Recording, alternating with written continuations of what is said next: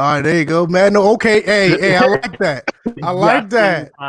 Oh, is that the original Xbox One? Boo. I like that's right. That's damn right. You damn right. Yeah, damn right. That original Xbox. I'm liking that. Be honest with you, I like the 08 OG Xbox version better than the 360 version. Exactly. Now we talking. Whoa. Yes, sir. Nevertheless, man, look, it's been an interesting weekend. First in Framerates, episode 155. This is the same crew with one of our first. What y'all gonna say? He's like one of our first number one or our first fan of the show. That one of our most loyal fans. First listener. There you go. Essentially, he's one of the first for sure. Yeah, definitely. Chris Thomas is here with us. We're going to talk about the Madden 21 beta impression / review. I'm not a big fan of a review of a beta, but hell, I just put it in the title anyway. If you haven't already, check out. DJ has a new website for his blogs. I put that in the description. You can also catch us on iTunes and SoundCloud and catch the Discord. So that's that. Everybody in the chat who's already here early, we appreciate you guys. And without further ado, we're just gonna get into some intros. We're gonna go right into the beta. DJ, how have you been this weekend? I've been good. Went right back to playing my league and at the same time making some investments into possibly writing. I put it out there that I'm trying to dig into doing this Last of Us 2 review that I'm going to write about. So hopefully I have something by the end of the week. Okay, that's what's up. Expanding. That's something that we said early in the community, expanding your horizons. Mm-hmm.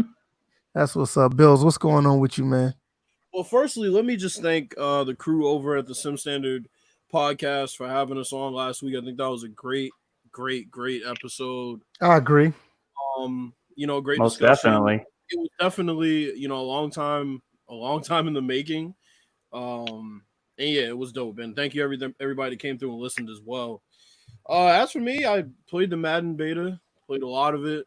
I actually found the simulation train operating games kind of interesting. So I've been playing that the past, I'll say, a little bit past 12 hours. Other than that, just working on music, trying to get this album finished, and yeah, chugging along. Okay, now, like I said, we got Jay Thomas in here, also known as Chris Thomas. Like I said, definitely one of our first listeners, one of our first supporters. He wanted to talk about the Madden beta as well. So let everybody know a little bit about you. And I mean, I don't think you have a channel or anything. You're just like a regular gamer, and that's one of the things we like about the podcast. We're regular gamers. We're not necessarily quote unquote YouTubers, but we're just regular guys that like the game. So it's good to have your point of view on here. Just, a regular bona fide gamer. So let us know a little bit about you, man. Well, I'm mostly on these Xbox streets. You can find me as BucksLife25. So I accept all challenges on Madden or any other fighting game. I'm a complete gamer. I play any game from fighting to sports to RPGs to adventures to indie to anything. And I also step outside of Xbox. I do play some PC games. I play GameCube games. I'm like VF. I'm a retro head, but also I stick to my modern gaming also. So, hey, man. Y'all hear this? He said he's ready for the smoke. All right? Everybody in the chat. Man, that's all right. Ain't nothing wrong with that, man. Look, gaming is gaming, man, and the best way to game is to game how you want. Yeah. So that's all that matters, man. So thanks everybody who's in. Pete, Goob, State of Franchise Sports, King David, one of the big advocates for our Discord, Noble, the funny guy. He always got jokes. Appreciate you guys for being here. So got a joke about them sorry ass Bears too. So.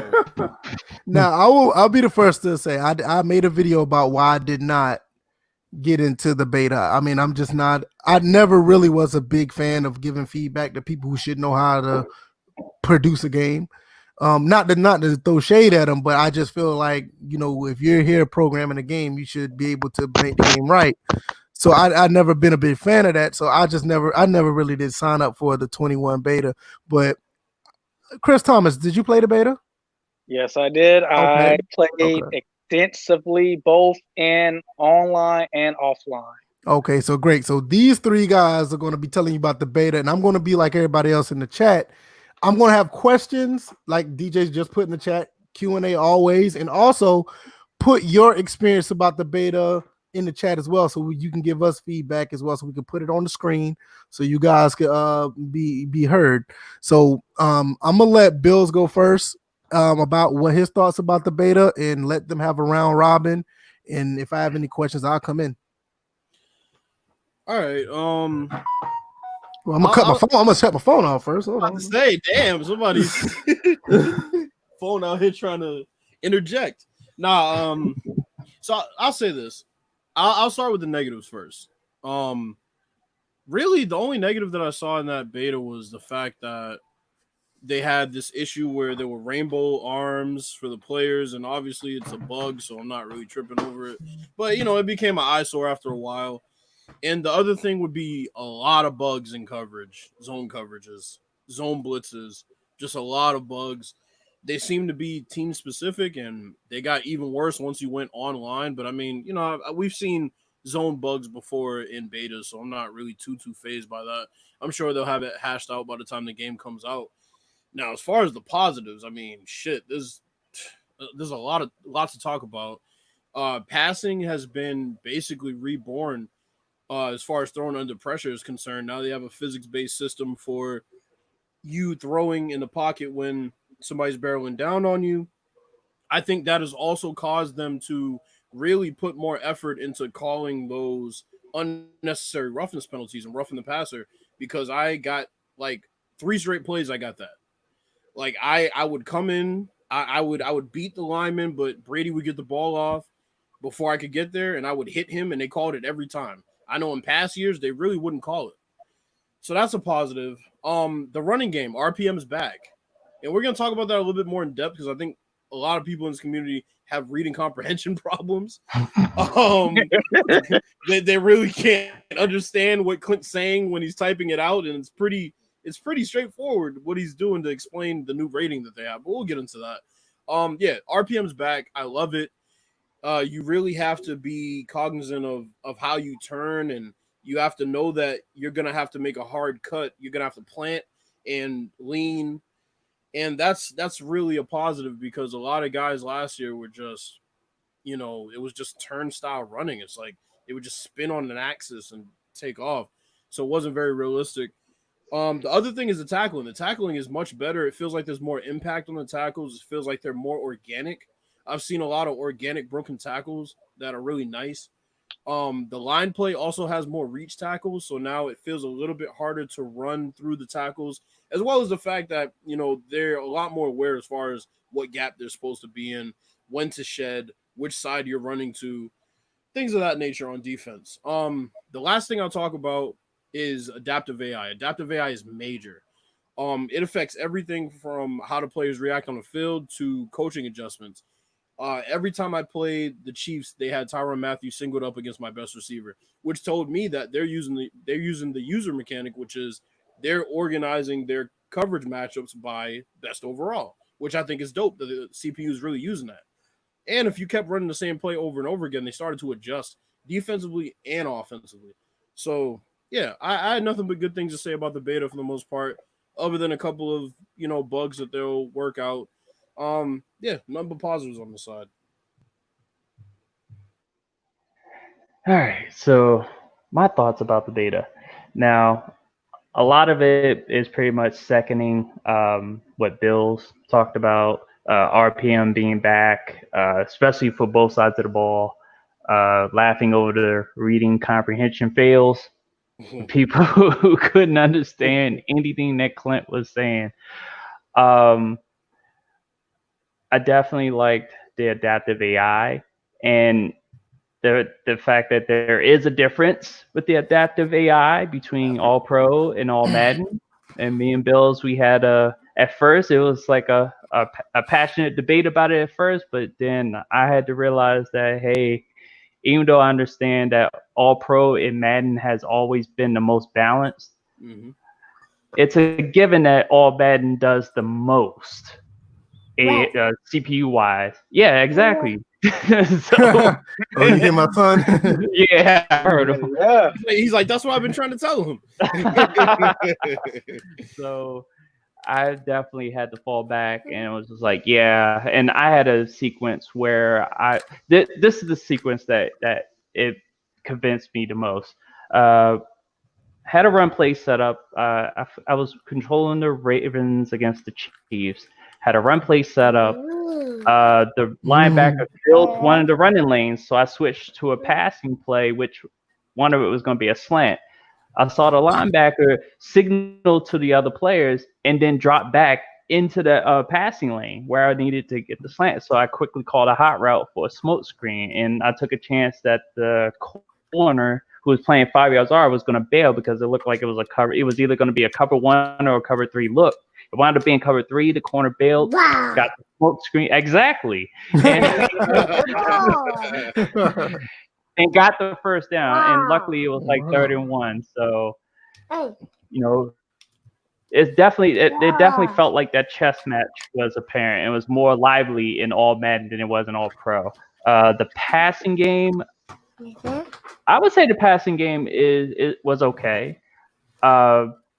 The one thing I was looking at was the physics when the quarterback got hit, and of course, use the quarterbacks that would tend to get hit most of the time between Lamar Jackson and. So there were wonky moments. I still want them to match up the location of his arm when they release the ball to where the ball goes. Sometimes he'll release in the arms in one direction, the ball to go the other. So I need them to work that out. That's been an issue even prior to them working on it a little bit this year. I would say with the RPM, the route running is a little bit better. The responsiveness after the catch is way better, depending upon what player you wind up catching the ball with. The line play, definitely like the contextual awareness of your runner, and also the fact that some of the linemen are surprisingly getting to the second level on a more consistent basis. So And I the definitely positive I'll just throw in to add on to that is the CPU running backs have better ball carrier vision this year. yes. we do. Yes, that was a worry. And then on defense, to kind of counter like dealing with running backs in open field, being able to like break down and tackle, which used to be in men, but it kind of took it out. And there's a difference from the way they used to have it to the way they do have it now. You still move like you move without pressing. I think it's the left trigger to square up and break down. And more than likely, you use the passive tackling button to, wrap up and make the tackle. But I was able to make consistent wrap tackles by just squaring up. But it's a skill mechanic, so you can't always do it. Because some of those dudes are moving so fast. Oh yeah. It's not always the best situation to use the conservative tackle. You see, the thing with the conservative tackle last year was that it kind of seemed like a bailout where if a guy gets in your area, he's basically just going to run into your arms, right? But this year, you have to press the button when you're close to him. It's not one of those things where, there's going to be a magnetic force that pulls you towards him. Like, no, like that conservative tackle isn't going to put you in position. That's just the type of tackle you're going to make once you get yourself in position. But That's true, because there was one time I was playing online and some dude had ran a stretch play and bounced to the outside. He went inside the gap and it was clearly open field. I literally had to use the backside backer and press A, and he literally went for a shoestring tackle. He literally grabbed his ankles to make sure he wasn't going to get nowhere else. Do you want to? I was going to ask Chris Thomas if you want to, before you get into your overall impressions, answer King David Crate's question, because that's actually an interesting one that I forgot about. He said, I heard trucking was moved to the Y/triangle button. How weird is that to you? So what was your experience with that? Okay. Now here's the thing. This is weird. It's like it's weird because I knew Y was trucking. Well, Y was hurdle. Yeah, Y was trucking, and the right stick up was hurdle due to my fact of me playing APF football and NFL 2K5 and any other NFL 2K game. But the thing is, your mind resets every time because you think your mind's saying you're not playing NFL 2K, so you're playing Madden, and all your life you've been playing Madden, so you think, oh, your Y is your hurdle, and your right up stick is your highlight stick / truck stick, and 2K your Y was your truck. Well, and on top of that, remember it's like, Madden doesn't have the full 2K experience where you're tapping the A button to sprint, right? So that's another reason why you're kind of conflicted. Like, shit, like which one is it? Like, I don't really, So I definitely understand. Because that's like numerous times I'm like, why did I hurdle? Oh yeah, I forgot. And your fumble, that shit will be bad. Yes. Yeah, that was happening to me too. It was just crazy. I only pulled off one successful attempt at a truck, and I still didn't get to, it didn't work. But at least I remembered to press it, because every other time I press hurdle and either I press it too late and I just get tackled, or I press it and I get blown up. I'm like, fuck, I gotta remember it's on Y. But there was feedback in the thread, just real quick. For the people that are worried about that, it's probably gonna get changed, because there was a lot of feedback. A lot of people upvoted the one that was talking about, basically move it back to the right stick. So we'll see what happens with that. Okay. Oh, but I have my little rant on that. So okay. But so all right. Well, my impressions, positive side, or should I go with the negative? Well, all in all, first let me say this. This is a beta. A beta. So there were a lot of stuff out of the game. There were I don't know, but there was no textures in people's arms. Lamar Jackson had the wrong face. Yep. But everybody seemed to complain about that when they know it is a beta. This is not the actual game. It is a beta. With that being said, people on YouTube need to stop making videos about that, need to stop making Twitter threads about that. Just let it be, because it's just a beta. Now, with that being said, what my first impressions about the game, I liked it. It seemed a lot smoother. I would have to say it is kind of Madden 20.5-ish, because it's a lot cleaner. My spidey sense is telling me they might have something more big with next gens. I don't know. We have to see that if EA ever show like a actual gameplay trailer of that. Like an actual gameplay, not no CGI, not no in-game engine, like actual like downset hot, like full Madden cam, like show all the features and whatnot. But I digress. Passing seems good. I like how I can lead the ball like backside, inside. I can throw low balls. I throw some high balls. I can see that sometimes if you like, I tested with all quarterbacks between good and bad. So good quarterbacks, you sometimes throw good high balls. If you have a bad quarterback, you're going to throw inaccuracies, low, high. They'll be far to the left, far to the right. Quarterback game speed without X factors seems okay. Like I used RG3 with the Ravens. He seems to move a lot faster than last year if you tried to scramble outside the pocket. Zones, now is buggy. Zones is very buggy. Spot zones, there's a bug in that too, where sometimes your spot zone coverage will get reduced down to 0 and you don't even notice. So sometimes I got one play touchdowns because my flats, my hooks, my curls went straight 0 coverage.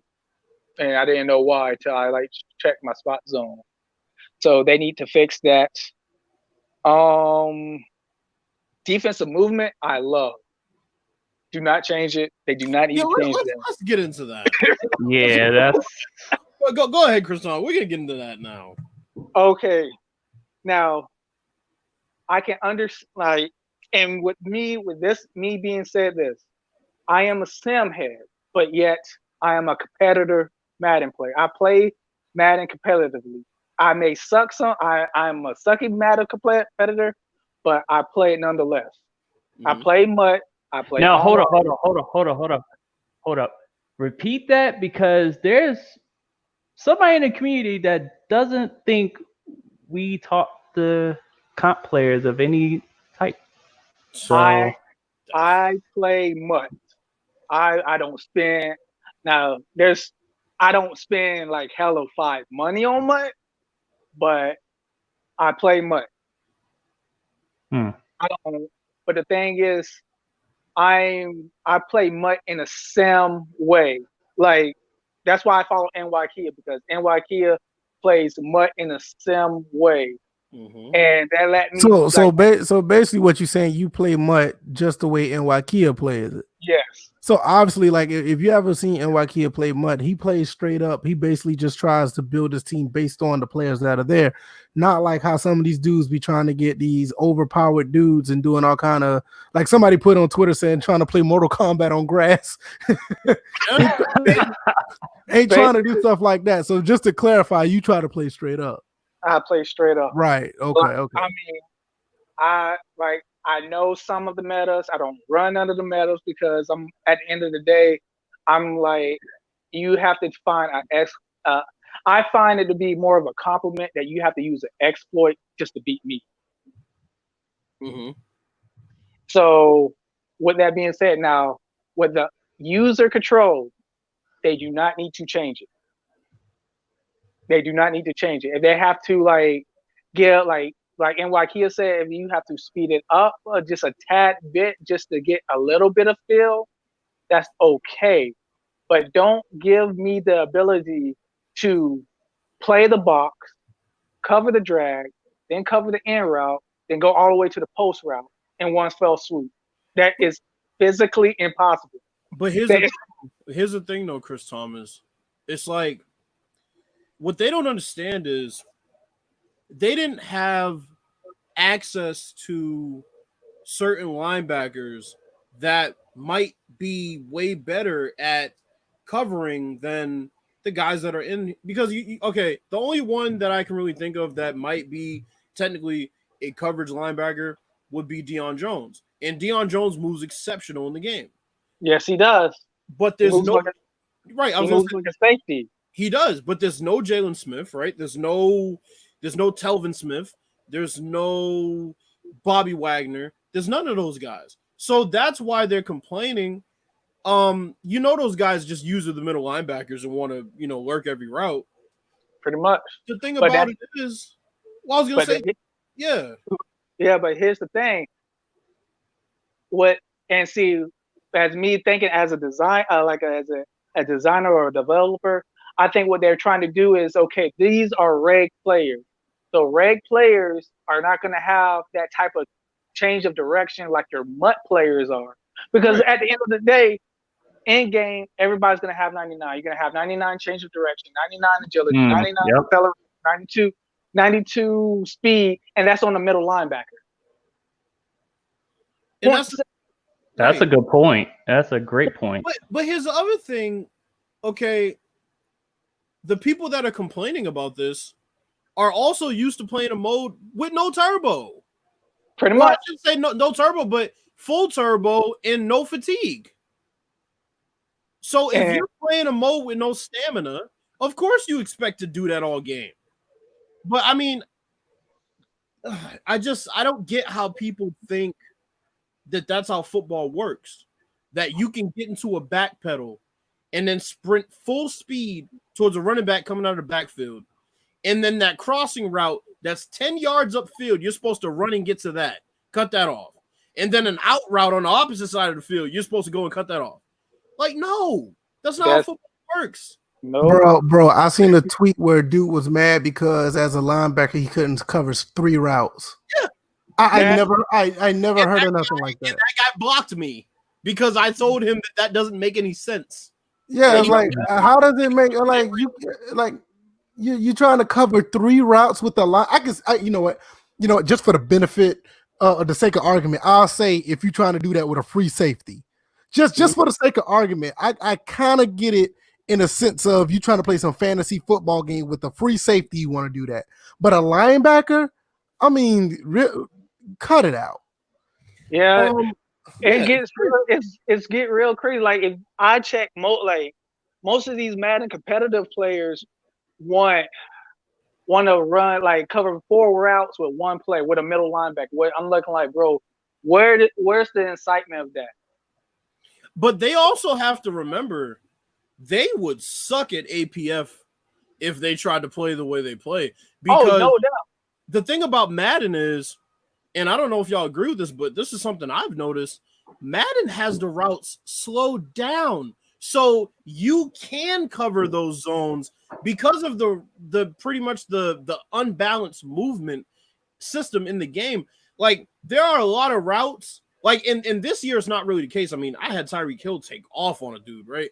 Yeah. But in past years, it would feel like when they were going into their routes and coming out of their routes, they were a bit slowed down so that the defense could kind of adjust. Now it's not like that once they get the ball, but as far as the route running, it's slowed down. If you go and play APF, there are certain dudes. If you're guarding them and you're the user, you have no chance off the line. Yeah. You have Especially if it's Jerry Rice.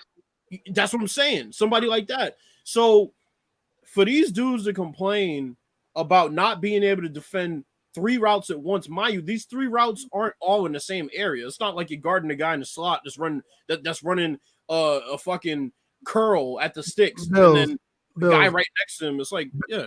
Bill, I got NFL Blitz on Dreamcast, and you can't do that. No, I'm dead serious. I got NFL Blitz on Dreamcast, and you can't cover 3 routes on a bona fide arcade game. Yeah. So what the hell you expect to do in Madden? I mean, come on now. But that's what I'm saying. Last year they moved so unrealistically. They had no change of direction rating. We're going to get into that in a quick second, but yeah, as a result of them not having to change direction rating, they could kind of like just turn and not have to decelerate. And they were covering all these routes at once because their opponents sucked and didn't know how to make reads that quick. And the other part of it was that the route combinations were so close together that they could do it. But then again, there were other plays where the route combinations weren't close and they were still able to do it. It's like, bro, it's not football. Yep, pretty much. And I don't, and that's why I said when I first played the game, I read people's feedbacks. I'm thinking as a developer because I am going to school for the game development. Okay. So I'm like, why are people complaining? This is just stock rosters. When MUT comes out, everybody on in-game MUT, everybody's gonna have like 99 change of direction. Mm-hmm. So I don't get. You're gonna have your user. You're gonna be able to use maybe not 3 receivers, but maybe 2. And the one thing I like about it, they're trying to. I think somebody in the development team is trying to set a standard of since we are the only simulation football game. I guess we're trying to make a simulation football game. Because I'll be honest, not last year, this year, Madden 20, that's not simulation. Human joystick, where combined with jukebox, that's OP. Escape artist with joystick, that's OP. Right. Basically, anything with joystick is OP because it seems like the ball carrier has no access, and he can turn this way and that way without blowing out his ACL and MCL, and that's so unrealistic. Hey man, shout out to the 21 people listening to us. Hey man, if everybody in here tell one person what we doing over here, we could turn 22 until 44. So let everybody know what's going on over here. We talking about some football principles that's supposed to be a football game. So I'm gonna let everybody else keep on going. Go ahead, Bills. So this is the last example I'll use for the basketball heads in here because I know we have some in here. this would almost be like your team being in a 2-3 zone, and you can go and contest a shot to the guy in the left corner, go back and contest the shot at the top of the key, and contest the shot at the opposite corner before they get a shot off. Or before they even make a pass. That's impossible. So if you can't do that in a basketball game, why should you be able to do that in a football game? Because my money, yo. I need my money. I need my funds. But that's what I'm saying. It's like they buy these teams and they have no football knowledge. They think these teams are just supposed to come out and win on ratings alone. What that being said, how are your feelings with the infamous Earl Thomas superstar? There ain't nothing wrong with Earl Thomas, bro. I mossed Earl Thomas a couple times. Hold on, wait a minute. Earl Thomas has a superstar ability. Yes, he has universal coverage. No, he has a no. Cause see, me, I would think VF. He has an ability called film study. Now, what film study is if you run the same exact play 3 consecutive times, the defense knows your play. Yeah, they diagnose it. Why is that? I got a question. Why is that catered to one player? Well, it's not just one player; it's whoever has film study. Yeah, whoever has their ability. Yeah, that's what I'm saying. Like whoever has it, does that apply to that one player, or does that apply to like the majority? Does that apply to the majority of the defense? It will basically apply to the majority of defense. But okay. I guess based on the fact, like if you think about it from a real life perspective, I mean, you know, you have a guy like Ray Lewis who is extremely smart. Then he would check the play, right? To another play that would stop the play that is coming. So then that would reflect on the entire defense because I've seen him do it a couple times. Now, when I was using the Ravens, I saw it pop up and I was like, oh shit, I can see their play. That's crazy. Okay, because my thing was because I remember back when I was playing with the vision cone back in the old Maddens. I mean, you couldn't pull that off with like a Peyton Manning or Tom Brady or anything like. If you ran like the same play on defense like once or twice in a row, they will pick you apart. That's basically that. Especially if you played on All Pro, All Madden in that game, you can't run the same play twice. So I was just curious, like when you said he had that ability, I wonder if it was just for him or the majority. Now, if it's for the majority, now that's some good stuff right there. I like the sound of that. Well, APF had something, didn't they? That wasn't really performance based, but they had something where you could basically read.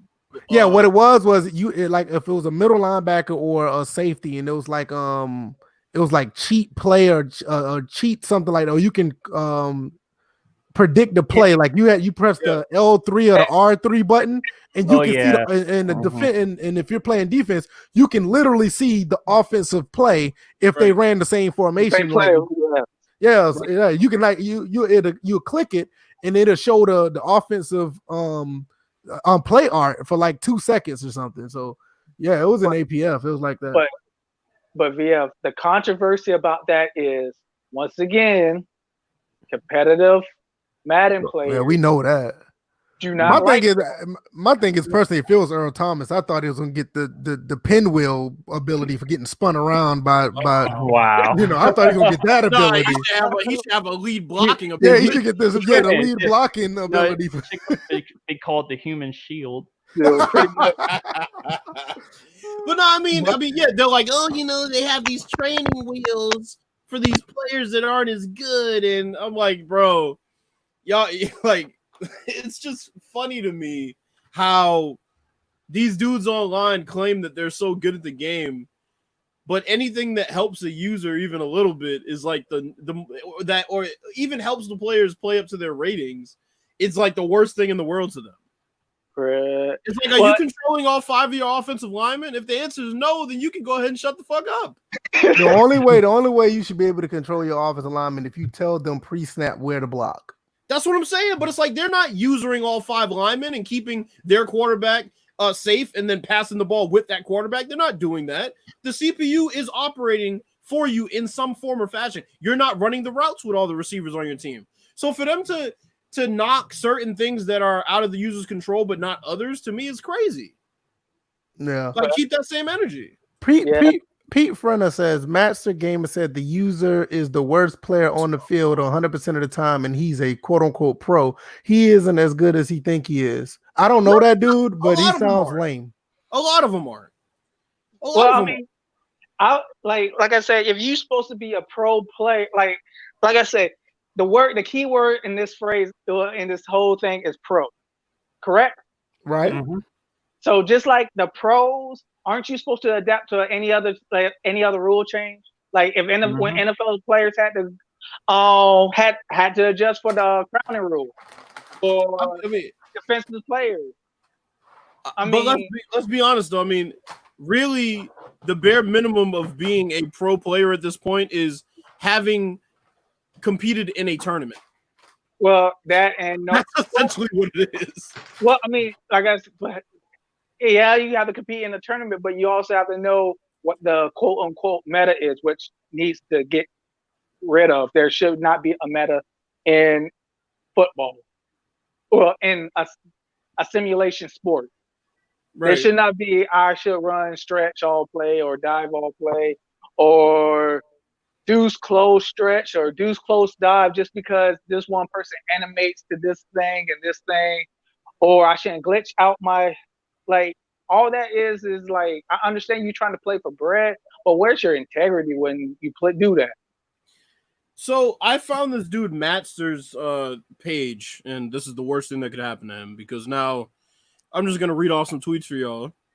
Oh, So he said, it's funny seeing the forums with people saying to keep the user how it is so people are forced to cover one route, which was already the case. Meanwhile, the user this year is significantly better than years prior. So, wait a minute. When last year was it the case that you could only lurk one route? Can somebody refresh my memory? Because even no. offline, you could lurk more than one route with certain guys. Mm-hmm. The movement was utterly ridiculous. You can go on YouTube pages and look at Madden plays, and you can see Bro, people guarding 3 routes. go to YouTube and type in Madden lurk compilation. That will completely disprove everything he just said. So it's people like that that don't want to admit that there have been problems with the game, and that's what's crazy. It's just like people are complaining about Mike Evans mossing them 9 out of 10 times. It's like, why are you not doubling that man? Or playing the receiver. I mean, look, bro, I'll be honest. I played against all the, crazy good receivers that were in the beta between Tyreek Hill, Mike Evans. So he crossing people up going down the sideline. Know, right? Tyreek Hill and Mike Evans, even Chris Godwin. None of them feel OP to me. I mean, I would try to force feed them the ball. Like, I'm a guy, and this is why. Hey, Pooh. Hold on, Pooh. Handle that for me. Oh boy, you know what I'm talking about. Go ahead, keep talking. No, wait a minute. Oh no. Don't get rid of that yet. Don't get rid of that yet. No. You keep talking. No. Handle that. You can talk about it, but handle that. You guys hit me back when you guys start speaking some facts. In the meantime, I'm gonna go make a mayonnaise sandwich. Well, that tells you everything you know about him, what he's making. So, well, I mean, first off, you can go suck your mother, as far as I'm concerned, and secondly, and more importantly, what facts are we not speaking? Bills, he make mayonnaise sandwiches. What else you need to say? Yeah, bro, he writes in incomplete sentences. He doesn't know what punctuation is until he's done with his thought, and then he says, "Oh shit, they taught me that in first grade." A period. Get the fuck out of here. He's one of the people that couldn't understand what Clip was typing. Anyway, back to what I was saying. It seems like when those receivers that were the top echelon receivers in the beta, it seemed like when they were isolated, I tried to go at the cornerback that was isolated on him, and a lot of times, if the cornerback was in position, I mean, they made the play. So I don't know where people are. It's crazy. It's just like when people complained about double me last year. Well, it's literally telling you the defensive strategy to use against him, and you're still complaining about it. But and see, that's why I don't get like when this year Madden, I can tell right now. It seems like receiver archetypes are balanced. Like when you have somebody like Mike Evans, don't tangle this man one-on-one. He's 6'5", and he can jump out the board. So I'm playing guys who literally playing cover one man on Mike Evans. Wow. Oh, so Sims Gordon. So here's the thing, right? I'm glad you brought that up because I did forget about Julio. Julio was the only one where I was like, and this is because this is how Julio is in real life. Julio was the only one where I was like, oh shit, like I'm gonna lob this up. This is gonna be 6. And 9 out of 10 times, on the goal line, when I threw a fade to him, Matt Ryan was putting it in a great spot. Mm-hmm. And he would moss the dude, but it was realistic. It's like if you're putting the ball in that spot, Julio's not going to drop that if he gets a clean grip of the ball. So, yeah, it's right. I was about to say the best positives also, you rarely see 2-man animation when it comes to one-on-one contestant catches. What do you mean you don't see bad ones? Yeah, I'm about to say because they're 2-man sequences are there every time. Right. But and then Tyreek, like sometimes you have to you really have to play to what your receiver's strengths and weaknesses. Like they remodeled the things. That's why the superstar. Because when I played against the Ravens, somebody wanted to keep on sending Hollywood Brown on streaks.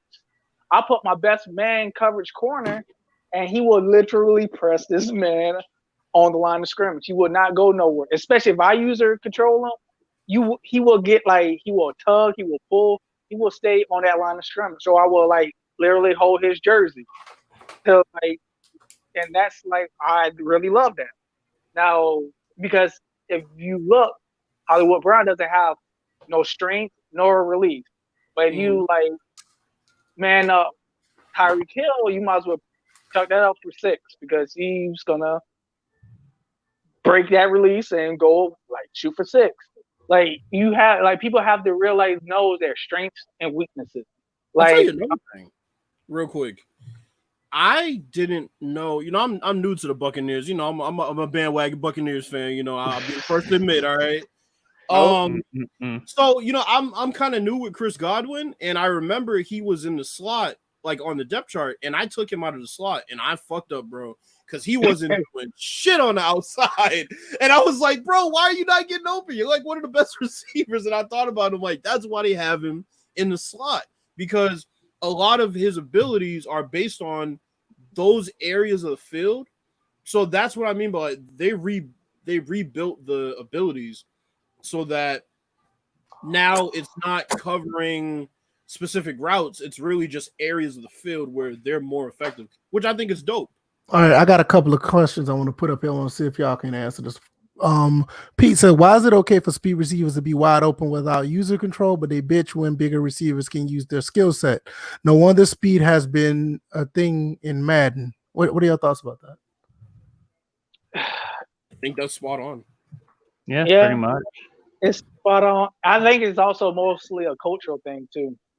Because the thing is, ever since Madden came to the Xbox 360 and PS3, speed has been king. Yeah. At least you played the original Xbox version of Madden. Damn well speed is not everything in that game. Nope. You know what I mean? And it's kind of once it jumped over to that era of consoles, it's been like that ever since. So, but it's not for Pete. For Pete, it's not okay at all. I would say that speed this year really makes a difference. From the perspective of ball carriers, because there have been situations where I've been able to get through the line and there'll be a safety barreling down, and I'll just kind of be able to beat them to the edge with Lamar Jackson or somebody like that. Right. When in past years, how they try to even the speeds because, their movement system isn't really quite up to par. And you wouldn't be able to see those instances of literally accelerating past somebody. Because once you get into a chase, like in past years, I don't know if y'all excuse me, damn, COVID. Anyway. Don't say that. Don't say that. No, but it's was like in past years, it felt like you two were kind of like running on a treadmill if somebody was chasing you. Like it didn't feel like y'all were actually running forward. It almost felt like y'all were running on a treadmill. But this year, it feels like you're actually running away from the defenders, as opposed to past years. So that's also interesting how they've implemented that, and a lot of that has to do with change of direction. We might as well get into that. Yep. I got another question from King David. Oh. He said, "Am I going to see my receiver decide to just play defender in spite of having position advantage?" I haven't seen that. Now, I was wondering, is he talking about like going for the football? Because I'll tell you one thing. One thing I will say about Madden, since Madden 16, they've done a fairly good job of the receiver going for the ball. I mean, it hasn't been the best, but it's been improved significantly since 15 to 16, and it's gotten slightly better ever since. I will give them credit for that. What do y'all think? I would look at using the coaching adjustments on the receivers to work with that, because leaving it alone to the AI to decide, more than likely you would get mostly not the result that you were looking for. So well, here's what I'll say. Okay, I like to use the receiver in certain situations, and there were times last year where I completely get what he was talking about, because there'd be a situation where your receiver should go for the ball. You should get some type of animation where you both go up in the air, and one guy gets it or bat it away, whatever. But it seemed like your receiver would kind of accept the fact it was overthrown, even though it really wasn't. And then cornerback gets this great animation and picks it, and your guy just makes the tackle. Yeah, I used to say when I was saying, like, when he said the receiver decided to just play defender.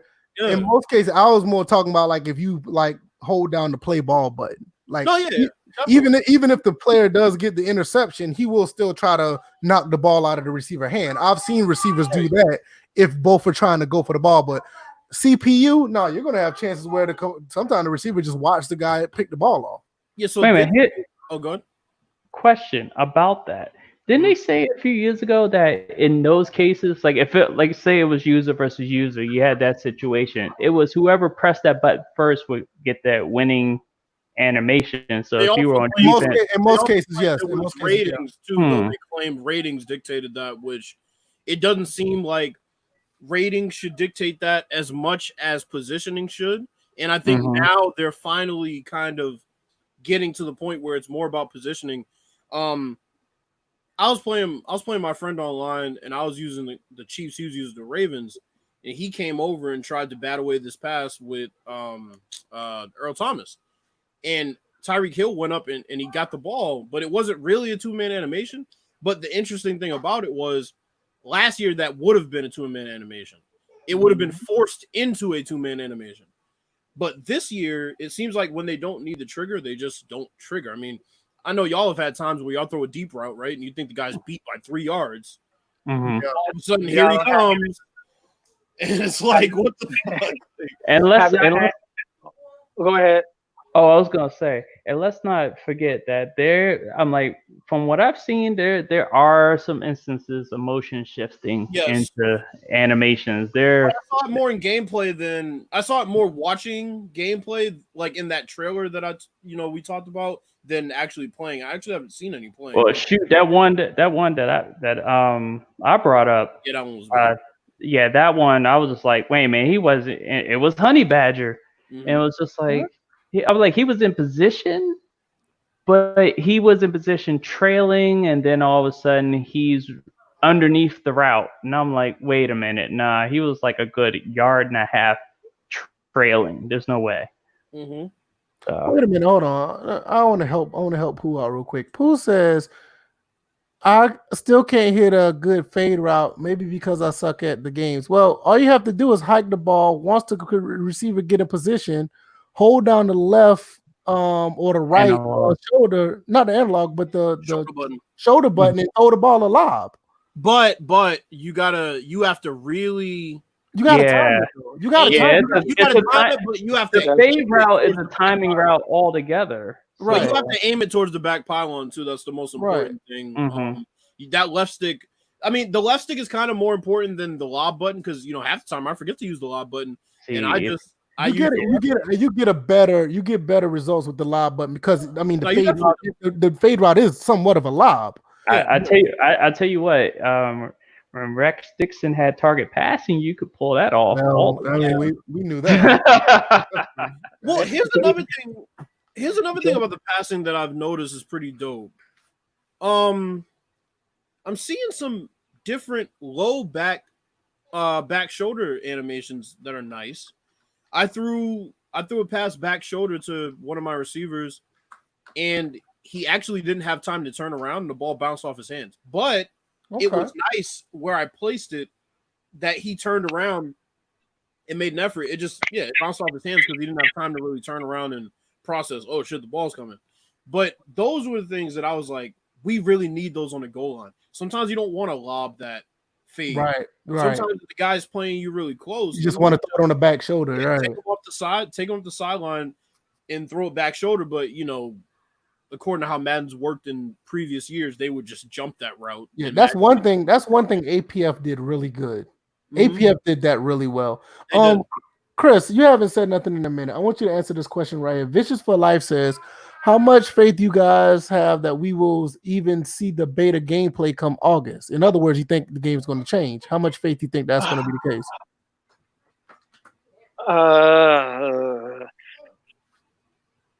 Me being an optimist, I would say that we should keep the movement. I pray that we keep the movement because, like I said, people been complaining about defensive movement because like they want to use her. Well, how do they say it felt sluggish when it really didn't feel sluggish? You're just not used to seeing your linebacker actually moving his hips and moving like he had weight on him. Right. Instead of him having that hummingbird feeling like last year or the year before 16. That's my thing. Well, like people have to understand that. Well, some of these people have to understand what they're trying to do. They're trying to balance out this game because people, not only that some people say they want to have the user, you have other people on the same side saying, oh, this linebacker shouldn't be covering for a route in any mode.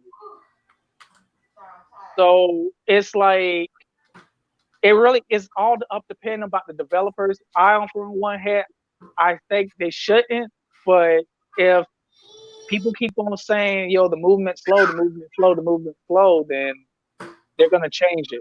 Like they changed defensive AI one of those Maddens ago. Yeah, because everyone complained about that. Yeah, they did. Yeah. All right, so we got 25 in here. Somebody go tell a few friends, see if we can make it to 30. What about you guys, DJ and Bills? You think you're gonna get the same type of gameplay or what? I feel like they're gonna extend the beta rules for those first 2 weeks after release, and then after those 2 weeks, it's gonna get reverted back. So I have faith that they'll start out with similar beta gameplay feel, but I feel like it's gonna revert back because people are gonna just kick and scream and complain. So it's kind of balanced out my faith. Okay. I think the only thing that will be changed, if anything, is the user movement on defense. They've put so much investment into change of direction. I don't think there's any way that they touch that. They would have put a rating in for it.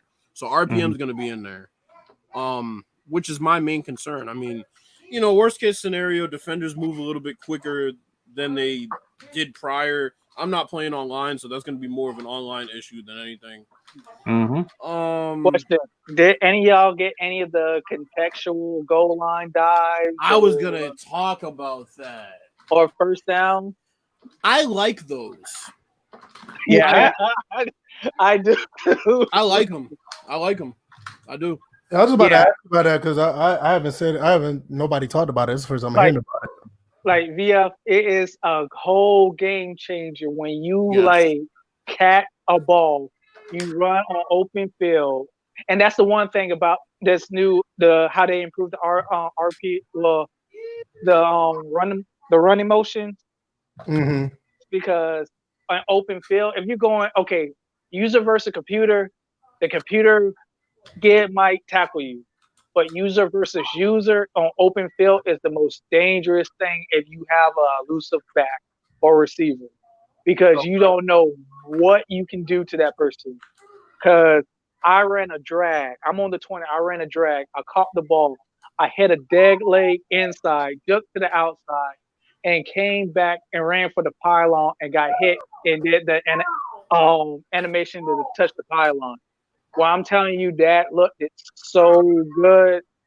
I wish I could have recorded it, but I couldn't because can't capture footage. Yeah, you probably get banned for life by EA. I mean, yo, I've seen guys get hit sticked and when they're spinning around, reach the ball out. Mhm. I think the dopest one is, last year there'll be some bullshit tackle animation that would kind of just like stop you dead when you're going towards the goal line. But now these players are a lot smarter about trying to dip under tackles on the goal line and put the ball out. Now, don't get me wrong, the defenders definitely have a sense of urgency this year to tackle you like right where you stand, but it's a lot more realistic. They're not just gonna stop your momentum with one guy, most likely, depending on Right.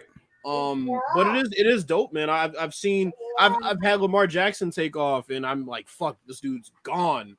And then there'll be one defender down there, and he'll do that little like he did in the trailer, the little dip under and reach the ball out. And right before his knee touches, he'll be in the end zone. So I'm like, I can't be mad at that. Oh, that's pretty cool. Yeah. DJ, what about you? I didn't see really that many. But then again, like a lot of touchdowns that were scored in my gameplay were no doubts. So no one really felt the need to really reach the ball over. There was one where I had Lamar Jackson and he was close to the goal line and he kind of started to reach out, but he was already out of bounds by the time he reached out fully. So I'm like, I think that is dope, and that is a game changer as far as the AI awareness, contextual awareness. Right. So let's get into change of direction. Yeah, just about the let's see. Who said that? King David. King David. Yeah, go real quick. Yeah, yes or no, real quick for JB. JB asked, do they still have floating feet when they're running? Well, I'm gonna be honest, they haven't had that in a long time, to be honest. Yeah, right. Yeah, Madden has gotten away from that. I mean, pretty much since Madden 25, it hasn't been the best since 25, but the players do feel tangible on the ground ever since 25. That's one thing I can say this generation they did pretty good with. And I say this year even more than prior years. They especially feel, with RPM. Right. They feel a bit more. All right. Yeah. So King David says, so there is a change of direction rating. Shouldn't that be technically agility? Somebody on Twitter explained that, but I didn't read it all. That was Clint. So I'm gonna read these tweets for y'all. Okay, so basically Sim tweeted out, I want to hear more about this change of direction rating. Clint said, I can help. Change of direction rating controls the speed at which a player can turn, also controls the speed at which a player can decelerate, which a player must do for a drastic direction change. Then he said that replaces the old elusiveness rating. So then he went on to say the higher the change of direction rating, the more you can turn before having to use a drastic cut, and the faster the deceleration is into the drastic cut. Whereas agility controls the rate of turns in non-drastic direction changes. He finished that off by saying elusiveness was removed as it was used by offensive players only. Change of direction is used on both sides of the ball when in the standard run cycle. Okay. So basically, and me and DJ talked about this, basically what this means is as a result of them putting realistic movement back in the game, they had to come up with a rating for it because there weren't drastic cuts in the game prior to this. So as a result, they basically had to come up with something for both sides of the ball. And agility is tied to more than just the drastic cuts thing, because obviously it's how fast you strafe and things of that nature. So yeah, there's a lot of interesting things with that change of direction rating. Because the thing is, I think the three most important ratings this year, I don't think speed's even included. I think it's acceleration, change of direction, and agility. I think those are the Mhm. 3 most important ratings now for ball carriers, as opposed to before. Okay. Yeah, that's Because pretty. those cuts That's are pretty back. interesting. Yeah, that's pretty interesting because like one thing I've been wanting to to be addressed in Madden. I mean, even in NCAA was like the change of direction. That's one thing that even though that the foot planting was there, you can if you've been playing the sticks long enough and you know how to move that analog stick, you know how to move around without necessarily having that slow down and speed up because you turned somewhere. I mean, And after a while, you got enough, stick skills to do that at least. And what I'll say is, I was telling DJ, I'm like, bro, like I feel like I'm probably gonna create a threshold for that rating, and like when I make my roster, I'm gonna drop a lot of those because I want to see more of those cuts. I want to see more realistic cutting and decelerating and things like that. And then the players that are really agile will be able to do it, but then the other players are gonna have to respect physics and run the way they should be running. Right. What I believe, what I think that EA really should do is stop with the whole like 95 plus speed on practically like 70% of the NFL. When NFL average, like the average NFL player runs between a 4.4 or 4.57 when it comes to a skill back. You rarely have those speed demons. If you had a speed demon, they're either a wide receiver or a cornerback. And not only that, those are game changer players. So Yeah. I understand what you're saying. I don't know if the speed rating is the issue. I feel like the acceleration rating would be more of an issue. You know what? They can keep their rating at 95 long as the acceleration rating balances it out because acceleration means a lot when it comes to speed. Right. Yeah. Because there are plenty of dudes that can get up to 23 miles per hour or whatever is their top speed, but how fast are they getting? That's what I'm saying. Like, let's see with Matt Breida is very fast, but he doesn't get up like him and Tyreek Hill's like the 2 fastest guys in the NFL. But the problem is Matt Breida gets up to that speed once he gets like 20, maybe 15 yards after running. Yeah, Hill's like 4 steps in. Yeah, exactly. Right. Tyreek Hill is like already gone. You know what I mean? So it's like, you know what I mean? So it's a different type of thing. Both of them still can run like maybe like a 4.3, but it's like how fast do you get there with pads on and running with the ball? And so that's the difference. That's the difference between running backs to me. Because if we just talk about ratings for a second, okay, let's look at running backs since you brought up running backs. Saquon, for example. Saquon has crazy top end speed, and his change of direction rating should be pretty high, right? Right. Oh, that's going to be through the roof. But then you'll have another guy, right? Like Christian McCaffrey. He doesn't get up to speed as fast, but he's still crazy fast. You know what I'm saying? So if those ratings are right, you should feel the difference between a C-Mac and a Saquon. But you got to exactly see that's the difference. Like guys who get up to speed like late, those are your great punt returners. Yeah. Those are your great kick returners because most guys like they deceive people after they done ran the ball up the field 15 yards. They get one cut on a punt, they're gone. So those are the type of guys that have that type of speed you're talking about compared to, like you said, somebody else who are like we said with what's his name, Matt Breida. That he's not going to, he will be good for punt returns or kick returns because he gets to speed late. Tyreek Hill, you better make sure you punt that ball in the corner, or otherwise he's going to just go out of bounds, or he could just take off on you. So it's a total difference. Don't mind my son. He's playing with my arcade stick and he's having a blast. I understand. Game in his blood.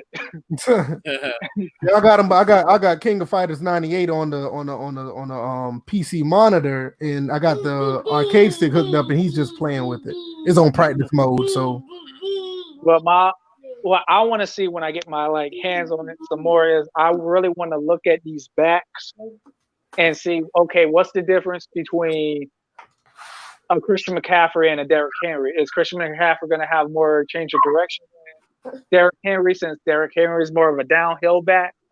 Are they going to respect that? Because I just don't want you to give me Derrick Henry and he has the same or as better change of direction as a Christian McCaffrey or as a Saquon Barkley. Right. In other words, you just don't want somebody that looks like Derrick Henry. You want him to play like him as well. Yeah, Here's the thing that I'll say about Derrick Henry. Derrick Henry's another one that's hard to rate because of the fact that people associate him with being a power back. Oh, But don't get it that- twisted now. he's deceptively fast. That's what I'm saying. Don't get it twisted. Yeah, he got speed too. So it's like he gets up to that top speed quick. Is that top speed the highest? No, maybe it should round out around an 88 maybe. But his acceleration gets to that top speed quick, and then he starts barreling over dudes. Yeah, So because he has a long stride. Yeah, so those are the things that ratings gotta. Yeah, Pete put in the chat said that their speed needs to be more 95 speed guys with low 80 acceleration. I think that's a pretty good balance.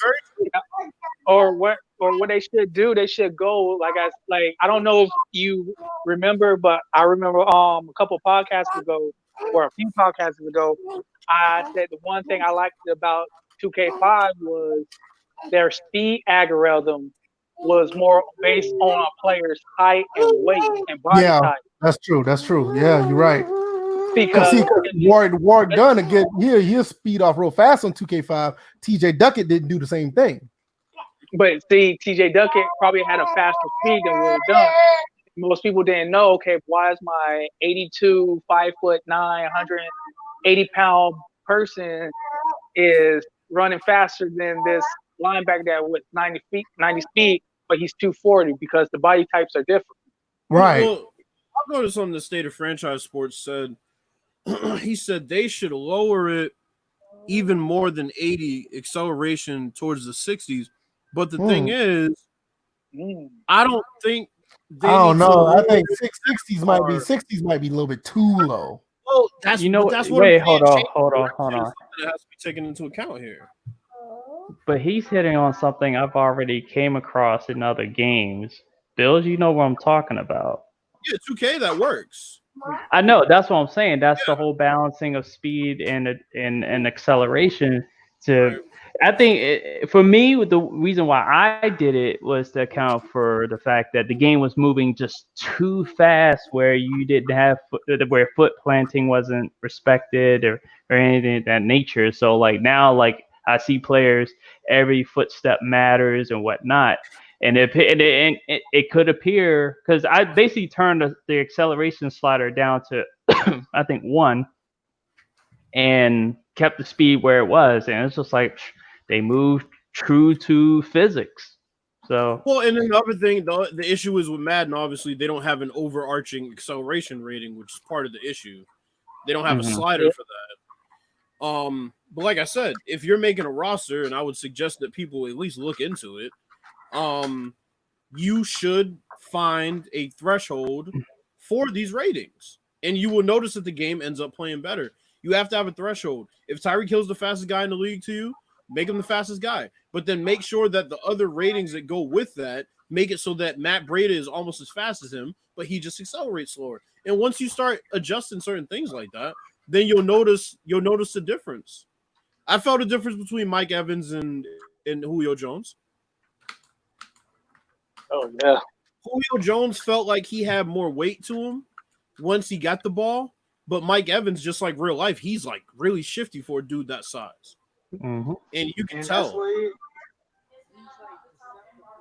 for a guy that's real tall, that's 6'5" and stuff. Okay, run around the corner.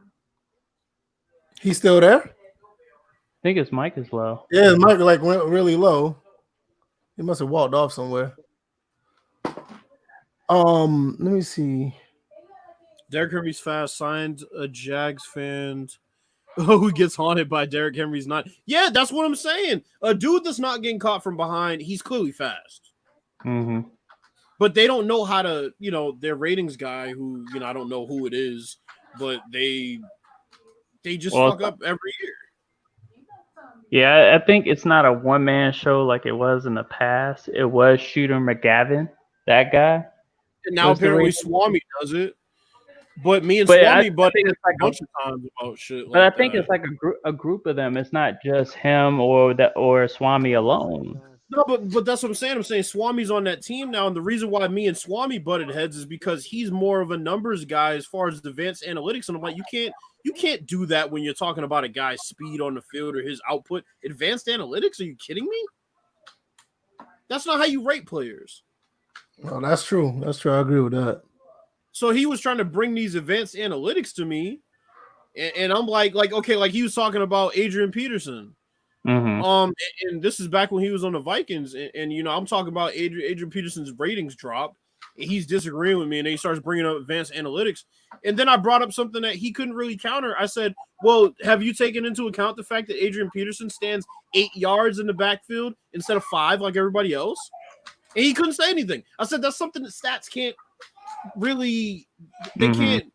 So when you're making a game and you're rating these players, you can't just say, well, they're 40 times this. No, this is football. You got to rate them according to how they move on a football field. Oh, you just got home like a couple hours ago. No, I've been home for a minute. Like that shit doesn't matter. Hold on. It's your bedtime. That's my niece, y'all. But yeah, I disagree with rating players based on you know, based on their 40 times or their combine numbers. It just doesn't make much sense to me. Like You fell down. But yeah, change of direction is going to be interesting because this is going to really show who has the quote unquote stick skills. You can really combo together a lot of moves with the left and the right stick. Yep. And that's definitely a dope addition. I haven't done any crazy hurdles yet, but I'm sure they're coming. Like they're coming out. I'm gonna try some crazy shit. But it seems like you have to have the right player to do it. Yeah, I haven't tried a journal yet. Yeah, it's probably gonna be crazy if you pull one of them off though. Yeah, I haven't. I'm like, obviously, attempted hurdles have been by accident, but when I play, I normally don't even use the hurdle. Like, there was like one player that I would use the hurdle for, and that was I forgot who the tight end was, Jordan Reed. Oh, for the record, she was talking about my son. You hush, Pooh, shut up. But what I will say about running this year, I've really been playing a lot more realistic as far as how to react to the defenders when they come up, because in past years you kind of knew when you could cross somebody up with a juke, as opposed to this year. You know, if you get on the sideline, you might just want to run out of bounds, or maybe you stiff arm the guy. But there'll be situations, you know, in the past where I'm in the middle of the field and I'm trying to juke, which wouldn't really make much sense. But in Madden, you might break a dude and take off. This year, the movement's a lot more realistic. The juke moves are a lot more realistic. So the defenders react a lot better to those juke moves. Yes, they you're not do. going to break many people with these running backs that we have in the game currently. Todd Gurley probably be the closest, and obviously Lamar Jackson. But other than that, yeah. Well, actually, Ronald Jones did pretty fair. That kid's fast. Yes, he is. That's what I noticed about him. Like, this kid's really fast. Ronald Jones did fairly well, but yeah, I just want to see what these elite backs are really going to look like when I get my hands on it. So now, should I tell everybody what I discovered? What did I don't know. I don't think he's to trying to get flagged, man. I don't know how to react to that. Let's just say I'll keep it like this. Let's just say I found my way into something that I wasn't supposed to find my way into early this morning, playing what was supposed to be closed. Yep. But happened to be open and had a particular mode. And Superstar KO? No. Franchise? Yes. Oh my god. You know what? Fuck it. Let's pull the veil. Let's just pull the veil back a little bit. All right. So go ahead. Basically, somebody must have left the back door. No homo. Must have left the back door to this portion of the beta or whatever wide open. I stumbled on the franchise mode. So I'm sitting in here. I'm looking at it. Just looking at it in all its glory and whatnot. Damn, let me tell the story. Jeez, it ruined the whole storytelling aspect. But anyway, so from what I saw, pretty much, and I'm sure they're working on it, but the difference was the home screen color schemes have changed, and yeah, that's pretty much it. Here I'm thinking you about to say, oh, Oh, by the way, I did sim a season. Was able to sim a season, same result. So yeah, we're gonna need them to come up with some real plans, some actions, or what they plan on doing this year with the franchise. No, I don't know how much they can do, and they need to set it up for next gen to be able to do these things on franchise because yeah, that's just Like EA, like, come on, fam. You can't sneak an 8 gig patch out on us, fam. We didn't delete that beta yet. That shit's still sitting on our drive. Now, I have a question about that though. Mhm. Like, if they have an 8 gig patch that they done in 3 days, now how much do you think they've been holding out on franchise mode for us? If that's the case, you're able I to don't do know the, if No, did they it in just 3 days. patched I the feel mode like, into the beta. That's all they did. well, yeah, they did. So I don't think it's And anything they've look, been working. That's probably something they had prepped, and they're just like, all right, we're gonna change the face of the beta from Play Now, right, to yeah, franchise and yeah, because franchise. So I basically think they what had that. happened. Yeah, so and basically there's what's it 16 character code that you have to put in because when Oh, I 20 after I now did instead of 25. or whatever it is, um after I simmed that season and left disappointed and whatever as usual every year with franchise, um so I left, closed out the app and everything, and then when I went back, obviously they're asking for a code. So that's obviously I wasn't supposed to even be in there. That's like a glitch.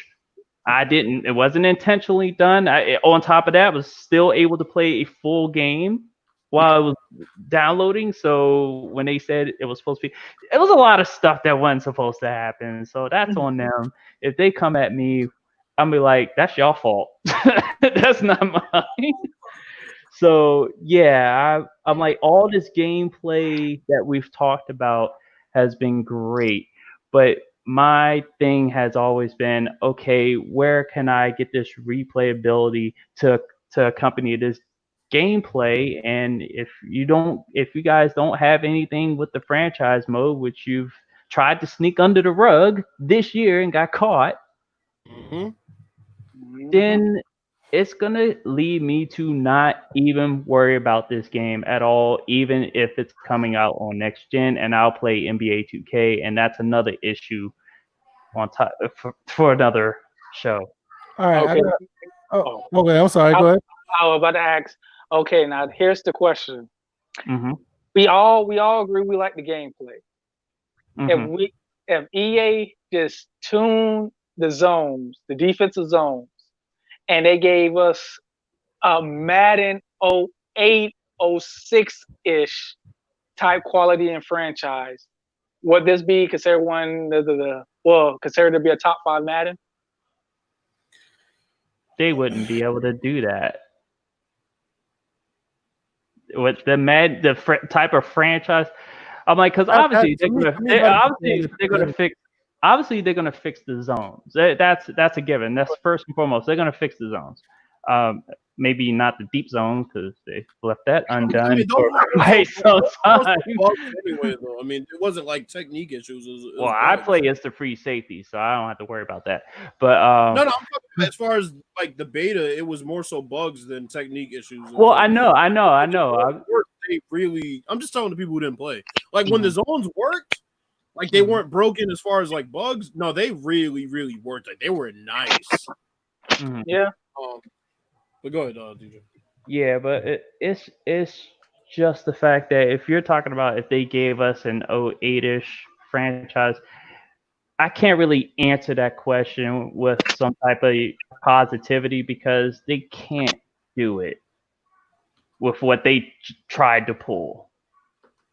Yeah. So they already was like, damn, who's going to like expert corner said, it was like, damn, who had to draw the shortest straw?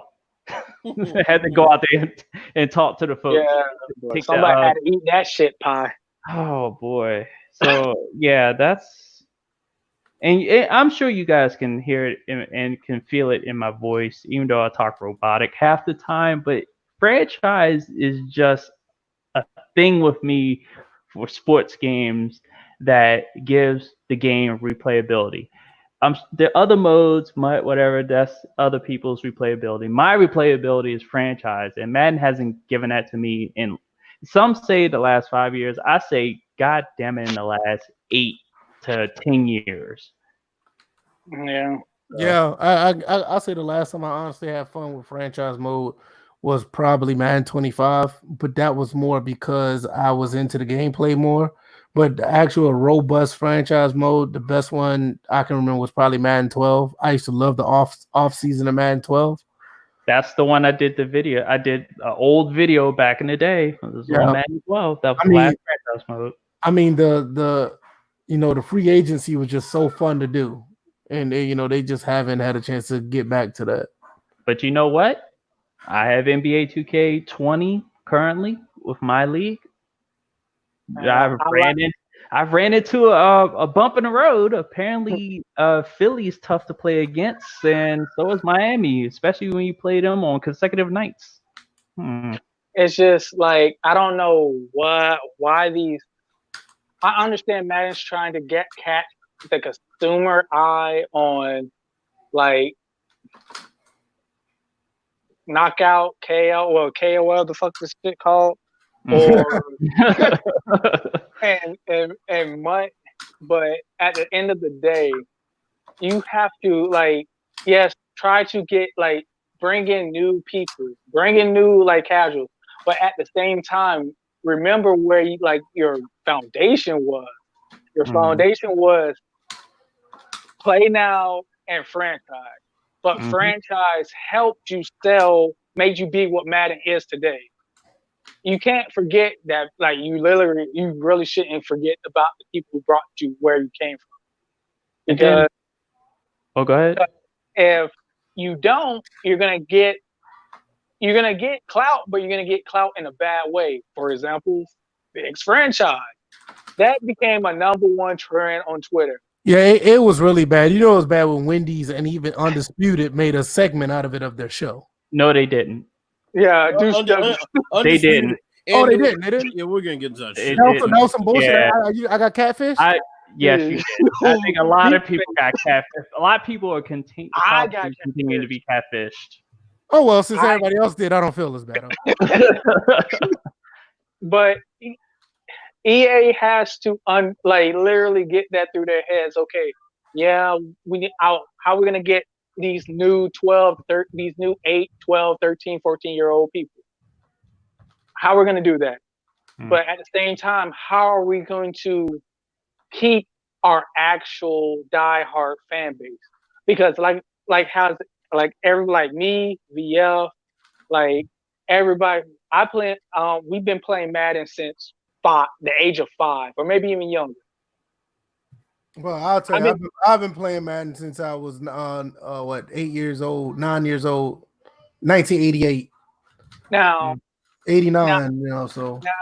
Now to keep it 100 with you, to keep it a buck with you, if there was another football game, whether it's NFL license, XFL rules, CFL rules, or whatever, it was another football game out there, but had a more robust franchise and still somewhat adequate gameplay, but can respect actual football logic, I will probably be playing that more than I would be playing Madden right now. Yeah, because we talked about that last episode. It was like we would love to see the XFL make a game. I mean, they're not around anymore, but I think that game would have had legs. Hey, the one Mr. Ham, you ain't getting no shout out because you old. What's that about? Shout out to the 40-year-olds. It's just him. You and ain't DJ. getting no shout out because about that. It's just him and DJ, right? Nah, I'm joking. Nah, y'all cool. Y'all cool. Yeah. Let me get into some of the questions and comments. A lot of people have been saying something. Shout out to the 25. Like I said, man, you tell us one person, man, we can make 25 to 50. But I'm gonna be a little generous and say, you tell one person. you tell one person, we might get to 30. So go ahead and let them know what we're doing over here. All right, let's see. State of Franchise said, I can't cop Madden if gameplay is the only thing they fixed. Yeah, I can understand that. Pete said there was a big part of the Sim Standard podcast that nobody's talking about. Please let us know. We'll jump on that. Goathorn says, do you think devs literally start laughing at franchise when they're at the round? Yes, I do. I think it's more the marketing team. I don't think they're doing it this time. Because Rex actually talked about that. They were just like, whenever he goes to them, even if it's about gameplay or whatever, and they're looking at him like, well, how can we sell that? I don't think they're doing it this time. Yeah, no, absolutely not. I don't think they're doing it this time around. Let's see. I don't see anything else. I see real quick. Oh, that's what he said. The Kia face reveal. Oh, Kia face reveal. Oh, yeah. the Kia ethnicity reveal. That's what was the real. Yeah, I think we found out like in the DM, like when we first opened up the DM. We always knew. Yeah, we always knew. Like we never said anything, so it didn't really didn't surprise us. Yeah, I kind of figured Kia was. Yo, they put the ethnicity section of the job application on there just for people like Kia, yo. Just for people like Kia. Hey, you be surprised with my first name. I done surprised some people going to a job interview as well. They see Kenneth on the job application. They swear about it, a white guy. But now I walk up in there, they're like looking like this conversation went real quick. I had that shit happen for a personal training gig I was gonna get. Right, like you get talked on the phone, and you hear how I speak now, and then when I got in front of his face, first of all, I was tall. I was way taller than this dude, and I'm only 5'10", and and I was sitting there like he couldn't even look at me in my face. I was like.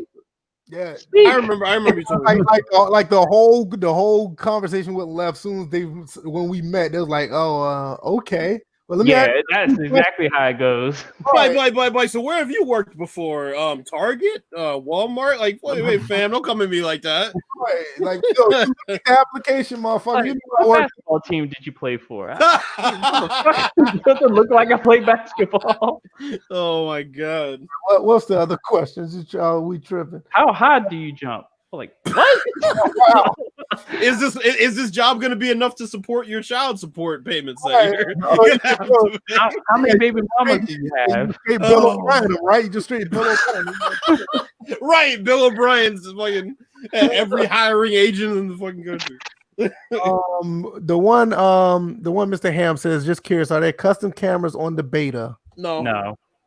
I haven't seen custom cameras since the PS days. No, that definitely wasn't custom. You still have your preset camera. Yeah, the preset ones? Okay. Yeah. Oh, there is a little glitch, just since we were talking about cameras.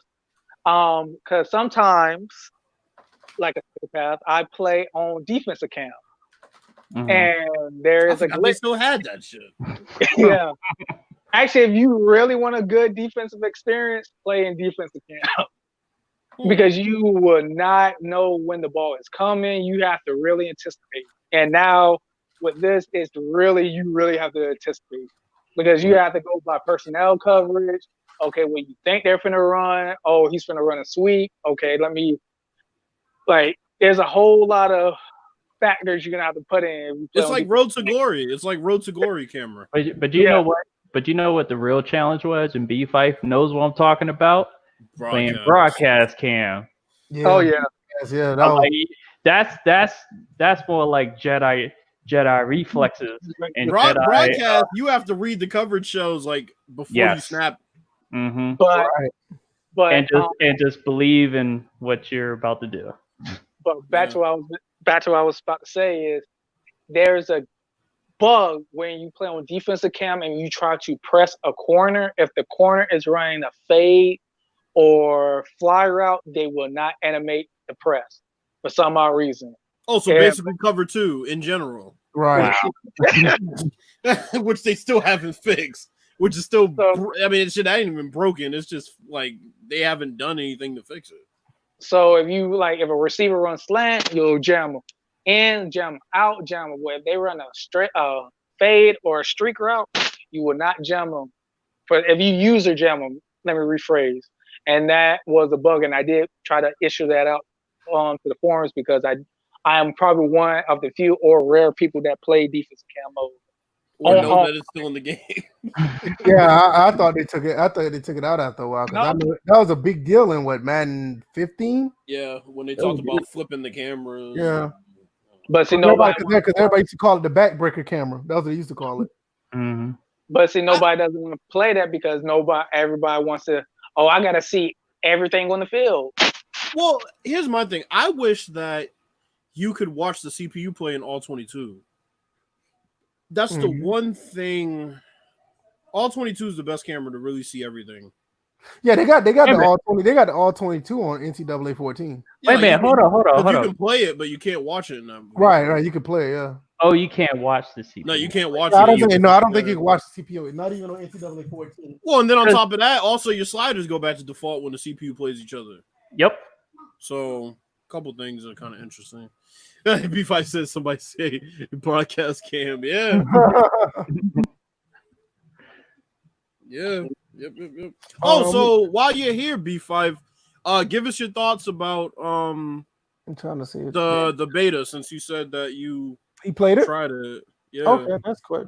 Because I don't think nobody else have any questions right now. He said fellow beta testers. So when will EA learn that presentation is part of immersion? Oh, let's talk about that for a second. That's interesting. I'm gonna tell you something. They dropped the ball on the last couple of Maddens. I might be in the minority. I thought Madden 13 presentation was phenomenal. I'm gonna tell you something, VF. Oh, go ahead, DJ. I'll let you. Yeah, because they brought in a guy that was supposed to work on that, and he went away from the very thing he was supposed to work on. Mm-hmm. Yeah, I haven't seen presentation as good because at least even with Madden 13 had like a semi NFL Network look, and that's something that we talk about with 2K. Like NBA 2K has like this TNT look, like it's TNT, but they don't have the logos. They literally did that in Madden 13 and got away from it. So here's what I'll say, VF. They added this new pre-game montage. And I think it's pretty dope. Like, it really shows pretty much the best players on the team, kind of like in an action montage.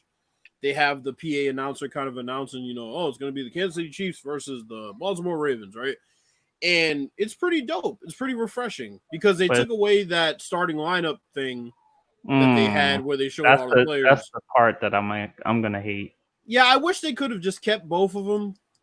But I like the beginning montages. Those are dope to me. So that adds a bit of presentation. The cutscenes, they have some new cutscenes. Those are interesting. They seem to trigger at the right times. They seem to make sense. They kind of had a limited selection of them, but otherwise, I mean, they have retouched the lighting a little bit. Lighting looks better. Yeah, I matter of fact, when I did play a franchise game and the Redskins uniforms, well, if they're still the Redskins by the time this game comes out. Washington Warriors? What was that? Washington Warriors? Or the Red Wolves, whichever one. I like the Red Wolves name better. Yeah, that's hence the Abbey. But playing in the rain on a 1 o'clock, yes, the uniforms definitely looked the part with the way the environment looked, like a cloudy, rainy, dreary day. The uniform is a little dark, and even when you look up to the light, you see like the glimmer from the lights. But then after that, it's almost like a night game, but during a day. Mm-hmm. So on the field, you'll get that like overcast. It's like an overcast feel, but of course with the lights on to illuminate everything. But obviously, it's not fully graphically set because it's a beta. So they, like you said earlier about the rainbow colored arms and stuff like that. So that's another thing. I was talking with Bills about this last night or early this morning or whatever. Uh, the arms, even despite whatever color their arms be, they wanted to have pride. They must have been doing Pride Month or something. But but their arms look slimmer. Like I feel like their body, like the player models look a little bit more true to form I than agree. what they were. Like you don't have like Bill's coined this the gun show. Yep. Like the ones that deserve, like obviously there's no details, like you can't tell who's ripped versus, but the size of the arms kind of is like it fits with the body that the arms are attached to. But that's weird because like I went when I made my roster last year. I went and changed a lot of them because like they have Le'Veon Bell looking like he's all huge. They have Derrick Henry looking like he's huge. Derrick Henry's arms aren't huge. He's just tall and stout, but his arms aren't huge. So it's good that they let you edit those things. Von Miller looked pretty good in that. No homo. He looked pretty accurate in that picture that you sent. So I think that they've definitely done some work with that. Yeah, sure. all you had to do is put some glasses on them, and Pete Frana, do players still have the Summit? I don't know what brand they are. they probably didn't have all the like brand that they have for cleats and. Yeah, I didn't. Oh, Bills. Tell them Mhm. about what they've all been waiting for. Remember you pointed something out to me that was like it was a tiny detail that people keep crying about every single year. They want this in the game, blah blah blah. The players should have this. Mouthpieces? Oh, They have mouthpieces. they have mouthpieces. Oh, And word? Ta-da! Now they're not the pacifier ones, so people are still going to No. complain, one way or the other. But they do have mouthpieces in the game, and they've also retouched the faces. The faces look a bit better. I don't know. I just overall the game looks cleaner, but I mean, that's pretty much they've maxed out everything they can do. How you guys feel about the little pre-game celebration? Well, pre-play celebration. What do you mean? Yeah, the user controlled ones you're talking about. Yes. I don't. No, I fuck with them. I'll be honest. I like them. I like them, but I think that they shouldn't pop up other than for touchdowns. I mean, to have one every time there's a tackle for a loss, it's a bit much. And then if you don't pick one, they still do one, which is even dumber. I would like it if they actually had an actual TV broadcast presentation attached to it, and not this circus that they keep throwing everybody every year. But if you don't pick one, they shouldn't do one. You know what I'm saying? No. What I'm saying is when you do pick one, it shouldn't be a circus. No, I agree. And it shouldn't be a canned sequence. It should be I think most of them are pretty much are in real time, but it's supposed to to encourage a real time. They don't have to go to canned sequences because everyone knows I have an issue with the canned sequences. Everyone's the same freaking height, so it's No, but what I'm saying with that is like when you don't choose one, they still do one. And I'm like, why? I didn't choose one. If I wanted him to do one, I would have chose it. Because I didn't choose it, just let it go. That's almost like if you're running to the end zone and you didn't choose one, and all of a sudden they just start showboating and you fucking fumble at the 5 because Earl Thomas wants to showboat on the way back to the end zone. It's like, no, like if I didn't choose one, then let his ass just walk back to the huddle. Like maybe we're down by 50 right now, and I don't want to sell it. I don't want to sell it. That does pull you out of emergent. Oh, also some little things I was hearing, especially when I was playing with the Redskins. I heard individual fans. I heard one inner fan was like, "Let's go!" Like you heard like just one fan just like, "Let's go!" It's like little audio clips popping out from here and there. The crowd seems more responsive and there's more volume. I like it. Yeah, I like it. It's going to be interesting to see if that's based on stadium because I feel like Arrowhead was a bit more ruckus. I didn't really get that. I felt like it was the same between Arrowhead and M&T Bank. I felt like it was the same. Actually, that's also, if you celebrate, also you also hear your player like say something too. Yeah, they talk shit once they start celebrating. It's kind of funny. Yeah, they did that in Madden 20. They didn't Yeah, do that. that's what I was about Did to say. They, Yeah, that yeah, was in like, Madden 20. they if you had the volume preset, like broadcast has everything at Like, 100, which is kind of yeah, crazy. I like was if you like, got a big hit on somebody, the person who made the hit will say they'll talk. No, but I'm saying when you trigger your celebration running to the end zone, they'll like start talking shit, like big shit. Oh Like yeah, they'll start talking. It's like hilarious. I got you. Yeah, it's like it's funny. The only thing is they're not really going after TV broadcasts, and we've known that for years because they still insist on shit like hearing the footsteps on the fucking field, which makes no sense because if we're you don't technically hear footsteps right, when you're watching a game on TV. you know the Pretty one much. line. This is nitpicking, but this shit pissed me off. There was a line that Charles Davis said where he was like, he basically said it was a video game. And because we want a broadcast telecast, that shit's like really stupid for him to say. Like, oh well, this is virtual. This isn't real life. I'm like, motherfucker, 2K isn't doing that. 2K will actually allude to, that guy was on the cover of the 2K video game. Not, oh, we're in a fucking video game right now. Like, bro, it's a football broadcast, and you're talking about how the game is fake as one of the commentary lines. Like, get out of here with that. Yeah, like that really does take me out of the immersion of like, okay, I thought I was in a Sunday night football game or a Thursday game. Like that gets kind of boring. Like, oh, well, this is Madden. Like, I thank you for ruining that for me. Yeah, that is kind of dumb. Yeah, it's stupid. It's like 2K doesn't try to take you out of thinking that it's a broadcast because they try to do everything that makes it look like it is a broadcast television production. EA's like, yeah, this is a video game, bitch. It's like, yeah, we know it's a video game, especially the way your game plays sometimes. Trust me, we know it's a video game. Your commentators don't have to remind us it's a video game. But that's I guess in a way it's a bit nitpicking, but I mean, shit, it is what it is. It's the little things that make a difference in games, though. So You know what's funny? What I sent in the DMs just now. Oh boy, we'll just see what this is about.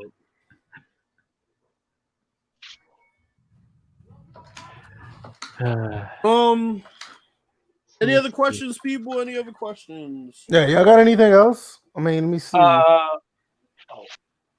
I don't see anything. Something about mouthpiece. We already talked about that. Mm-hmm. No, I don't see anything. Anything about y'all want to ad lib real quick? Because I don't have anything on. Well, since I do have the Avi, so on my channel, I posted a video about the Redskins name change. Now, it's not really much to tell off that video. I pretty much have two names in mind: Red Wolves, Warriors. That's kind of been my two that I've been thinking about. But the thing that I noticed in this whole thing with the name change is that a lot of the Trump supporters, a lot of the convert racists in our fan base, and not every person that wants to hold on to the name is a racist or a Trump supporter, but it's just like the very mistake that people are making about this name change thing is that they're making it about themselves when the name has nothing to do with most of the people in the fan base. It has nothing to do with the owner. And it's about people that pretty much were almost wiped off the face of the earth. And that's been that way. And, my view, I was hardcore about it. And it's just like, why hold on to something in the grand scheme of things? That name, it doesn't affect me, but it means something to somebody else. So my whole thing has been when they go about this name change, which I think they're making the same mistake that Daniel Snyder made when he sent out that letter. He made it about himself, and I feel like he's making it about himself again. and not reaching out to the Native American community if he wants to keep the Native theme. So it'd be interesting to see how this proceeds because Ron Rivera has made it clear that's another thing. Ron Rivera's going in there was like, nah, I ain't dealing with this shit. No, you better figure this shit out, or maybe I'll just rip up the contract and leave. I ain't not coming here to answer questions about a name you should have changed like many moons ago. Yep. So he definitely is cleaning house and trying to change the culture, and he wants to be coaching football, not coaching players how to talk around the whole name change thing. Yeah. Well, I do agree. I agree that it's about time for them to change it. Like me and a couple of like some of my football buddies talk about that. Some agreed that it should be changed. Some disagreed. Like for the ones who don't think it should be like that they should keep the Redskins. Think about this. Imagine if any other sports team, and you're like, let's say you're black, because that's like the topic of discussion of this generation. Let's say you're black, and there was this new team coming out, and they called themselves the Milwaukee Darkies or the Milwaukee Ebonies. How would you feel about that? Hey, wait a minute. If they call the Ebonies, man, we might be talking about something else. I mean, I might be a little interested in that. I mean, will I sign up? Milwaukee Ebonies. Crystal about to come upstairs and slap the dog shit. No, she about to come back over like, didn't I say it was bedtime? What are you doing? Well, I thought you meant KBT. Yo, get your ass off the podcast. I'm here. I'm here for that. So let me fill me in when it happens.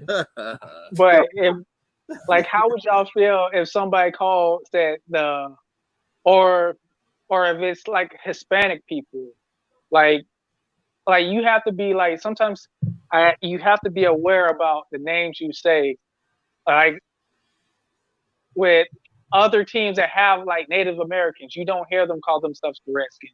You have the Cleveland Indians, what's the NHL team? The Black. Whoa, hold up. See, this debate starts because this is the part of me that's like not so much the Redskins. I'm letting go of the Redskins. The Indians, me and Bills, it started off on this conversation. Indians has been a misrepresentation of a group of people. They should have never named. They should have never have named themselves the Cleveland Indians. They're not Indians. They're Native Americans. Yeah, it was a Christopher Columbus faux pas. The bitch thought he was in India because he got lost trying to find a trading route for whatever spice run that he was on. This wasn't not like the Kessel run or anything. And he never even landed in the United States. So that also leads to why in the hell we celebrate Columbus Day in the first place? He never stepped foot on this country whatsoever. But anyway, it was faux pas on his part. Fuck him. Indians should never have been Cleveland's name in the first place, along with that cartoonish ass mascot and logo they had. Thank God they went away from that. So it serves them right. They should have changed the name. But as far as like the Blackhawks, they need to discuss that with their local Native American community. Take example, Florida State Seminoles. They have permission by the local Seminole tribe to use a logo, use their name and stuff like that. That's how you get it done. You reach out to the community and see how they feel, because that's the community that's being targeted here. And say the truth, it's not about anybody else beyond that. Whether you're black or white, if you're Native, this is the community that we need to reach out to in this whole natives as far as mascots issue, because they're going to be going after the Kansas City Chiefs next. They just won the Super Bowl, but they've been kind of putting pressure on the Chiefs to change their thing too, and they got to reach out to their local Native American community. It's not about the majority of us. It is about the few that were almost wiped out. So I understand. Well, then I would agree about that. Then. Yeah. Other than that, fuck Christopher Columbus. What are your guys' thoughts about Deshaun Jackson's little? Ooh, they're gonna have see. I already know where this is going because Nothing he's a to black. see here. Well, that's the thing. There is nothing to see here because I think the same thing should happen to him, and that happened to Riley Cooper. I guess his name was Riley Cooper because all Yes. he got was a fine. He didn't get suspended or anything. It shouldn't be any more than that. But I already know that because a black man says something, there's going to be more to it.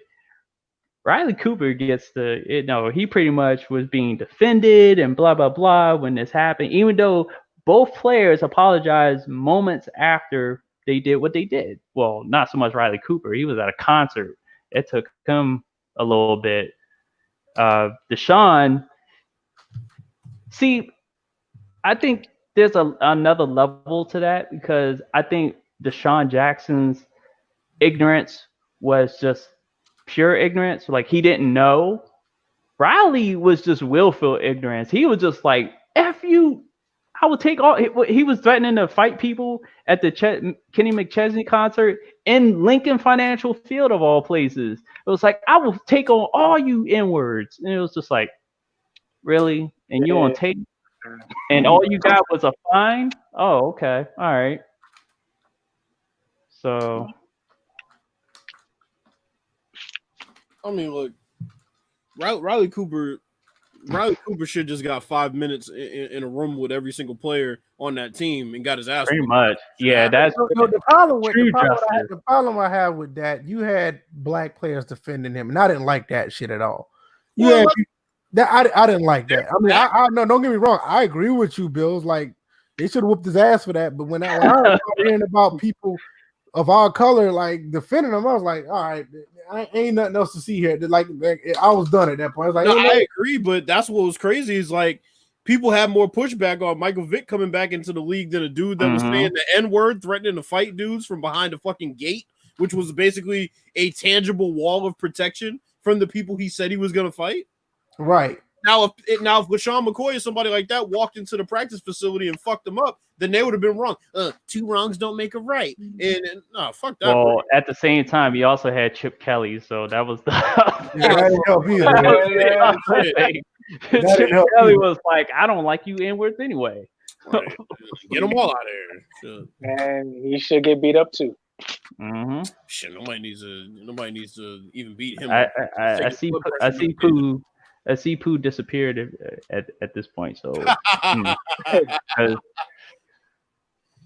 I'm like, but I'm sure he would agree, especially with the Chip Kelly comment. Everyone knew, yeah. Vic fought a dog, but they killing people. Some still hate Vic over a dog. Yeah, I mean, you got these tree-hugging, animal-loving people out here that don't really care about black people dying in the street, but let you fight a dog. And no, I'm not saying it's right, but I mean, come on, bro, let's check some balance. You got the same people that care more about inanimate objects. Oh, here we go with somebody disliking the screen. As soon as you start talking about something serious, we were doing so good. Are we gonna get to 18-1 like the Patriots? Oh, that's where we're gonna stop. 18-1, 17-1, whatever it was. 18-1, yeah. What else y'all got though, fellas? I mean, we pretty much covered the beta. We talked about the Redskins. I'm not feeling that uniform though. I know it's a mock-up uniform, but I don't like those numbers. I don't like that number either. That shit they're like some Halloween costume type. It looked like a tomahawk. It's like a dinosaur bone. It looked like one of the things that you buy at a Party City. You want to be a football player for Halloween or some shit. I was gonna ask y'all, how do y'all feel about Patrick Mahomes winning a lottery? Literally. I don't have a problem with it. I mean, Kirk Cousins is probably like, man, I need to go in there and renegotiate my contract. The way I look at it, you have to understand that with Pat Mahomes, he's done something for that team that they haven't done in a long time, and he's only 22, 23 years old. They're trying to lock that up for as long as possible.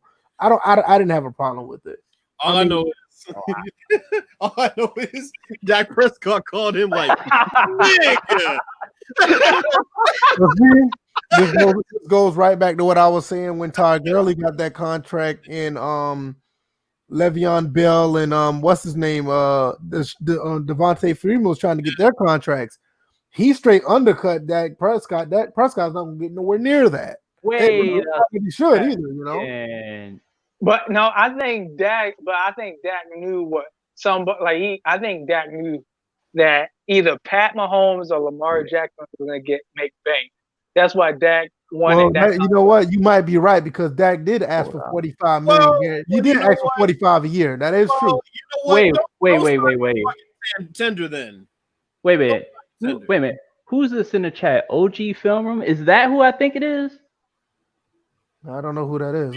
That's Scott OG in the chat? Is it? Let me look. That looks like. Hold on. Hold up. If you Scott OG, yeah, it is. That is. Look at him. Wow. Sneaking in the chat. You didn't think I was? I subscribed to your channel. I knew. Oh man, we got Scott OG here. Yo, we appreciate that, man. Wait. Exactly. Exactly. We pulling them in. This is how this works. Okay, Scott OG. I'm glad you came to the podcast. Look, you get nothing but respect on this side, all right? You all get love, absolutely, all love. Absolutely. But we got some questions for you. Wait a minute, man, you about to make the man run off, man. Hey, Scott, if you ever want to come on the podcast, that's what I was gonna say. That's the first thing. We need to get you on here, bro. We appreciate it. You always appreciated us, man. I'm glad that you were listening, man. We really do. You know, we try to just keep it honest about gaming and sports, and glad that you're here. Definitely, Scott OG, bro. We definitely got to get you on the show because we got I have a lot of questions about just like how 2K operates, and I think it'd be dope if you showed us. I mean, not only that, his mindset. You got to understand that OG's been around, with NBA Live as well. I just want to know what his mindset when it comes to actually developing a game. That's something I really would want to know because, I mean, I've always admired what he tried to do with Live 14 and 15 and went on to do what he do at 2K. That's something I really would, want to pick his brain one day. So just let us know. You know where we are on Twitter. He's an actual dev? Huh? He's an actual dev? Yeah. Scott Gallagher is a developer. Yeah, Scott Gallagher is a developer. He helped develop NBA Live and 2K. Yeah. Where you at, Clint? Huh? Where you at? We got the superior sim game in here right now. Yeah, definitely let us know, man. The door is always open if you you don't just have to live in the chat. You can actually get on the panel and talk. So that's always we've really talked about getting you on here for a while, man. And now that you're in there, that's crazy. Yeah, that's out of nowhere. We really, really appreciate it. Scott O'Gallagher in the chat, fellas. I mean, you know what? This has been a good last few weeks. It has for this podcast, and and also to combine it with the Sim Standard to be on there, and this has been a good run, and we gotta keep it going. We definitely. Like I said, this is only the beginning. I mean, we're around the time where we've been trying to do this. We're 155 episodes in.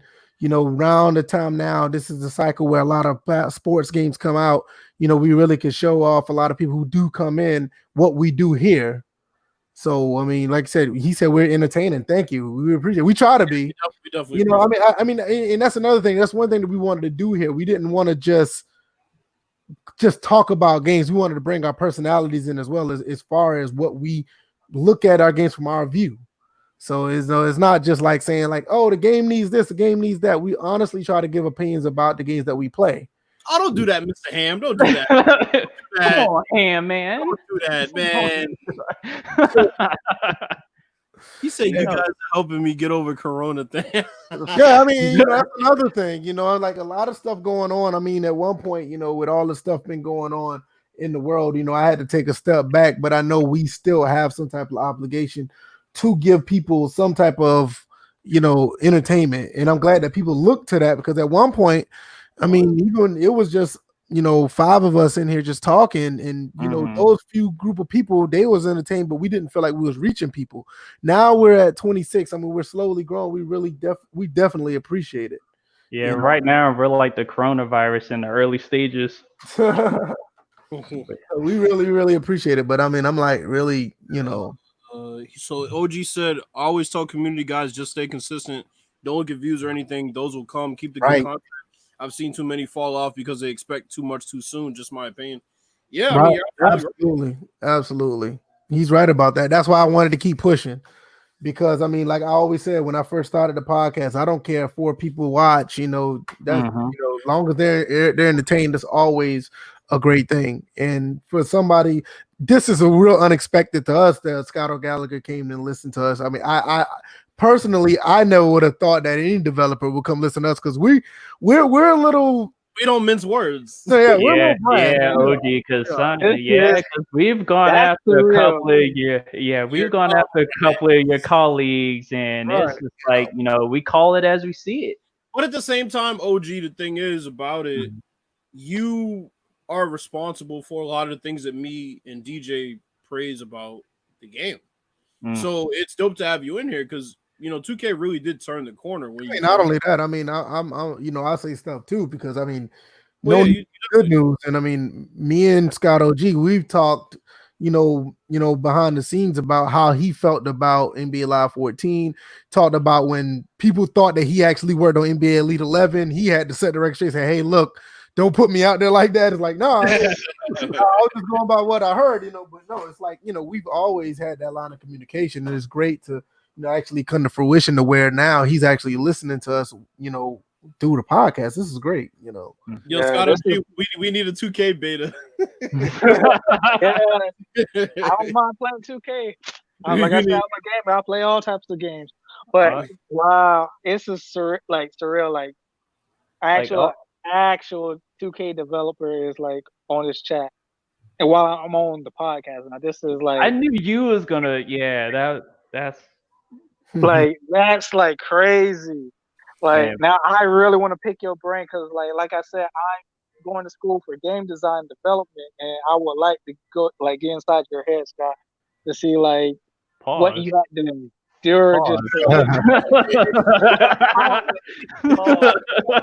Well, fellas, check this out. Scott OG said, guys like myself are always going to deep dive and see where the real passionate crowd is at. You guys, I may not comment, but I see it. See, did not tell you guys.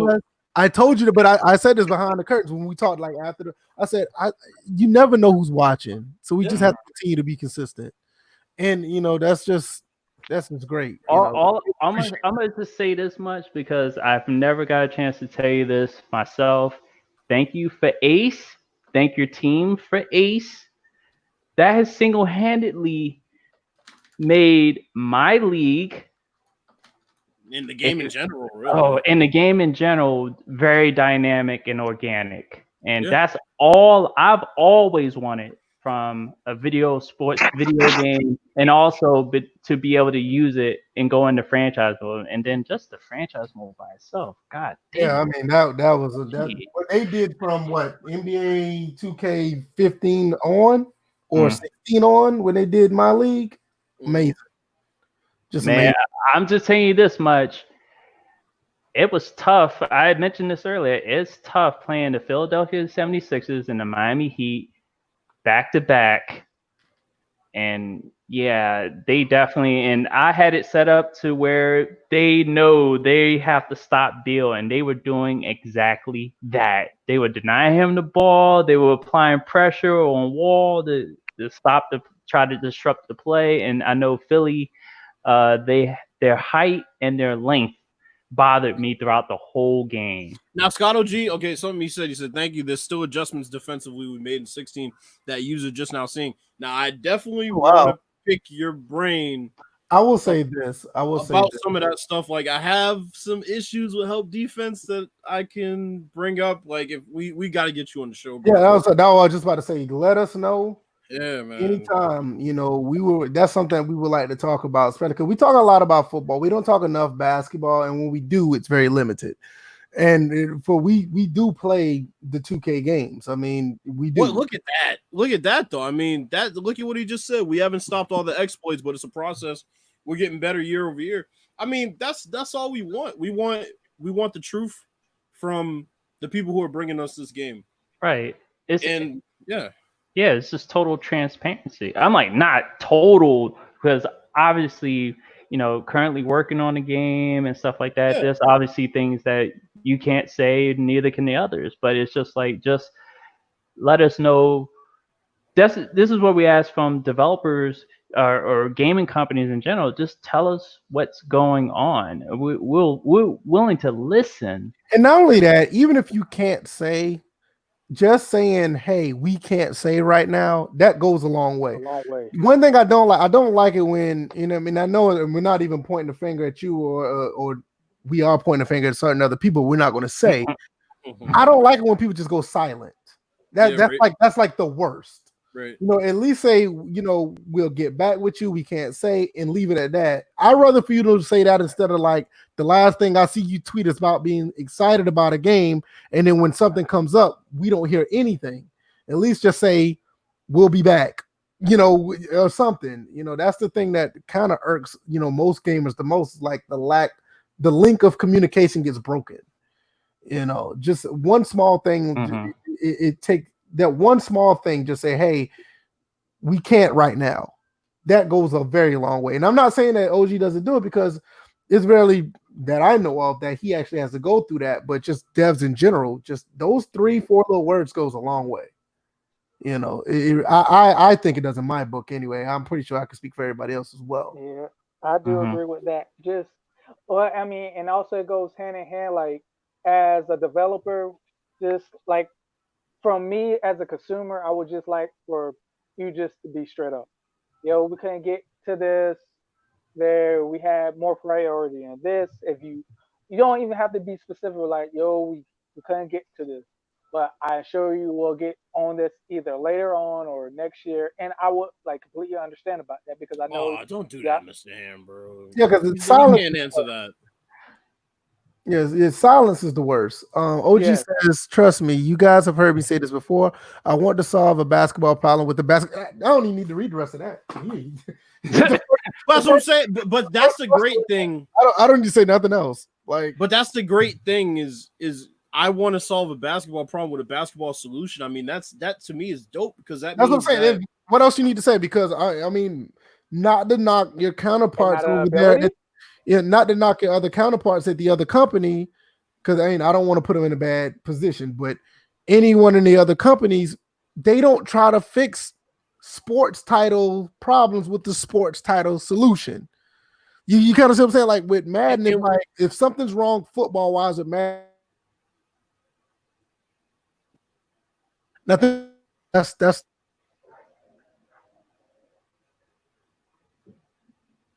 Oh, mic drop. Oh, did my mic drop? Y'all hear me? Yeah, that's what I was wondering. He said that's a mic drop moment for what OG said. Okay. No, but I think VF actually did drop. Yeah, he dropped that a little bit. Yeah, I was saying like. Can y'all hear me? Yeah. Now we can. Somebody I heard. Somebody is cutting up. But yeah, I mean, that's good, because that means that it's not going to be a band-aid. If you're going to solve a basketball problem with a basketball solution, that means that we're getting a true solution that will have staying power in the game, that will legitimately. It's almost like okay, OG, I know you're gonna you might dread me bringing this up, but I kind of have to. The 1-3-1. Yeah, you have to go back. You have to go back to 2K14 or whatever to play with that.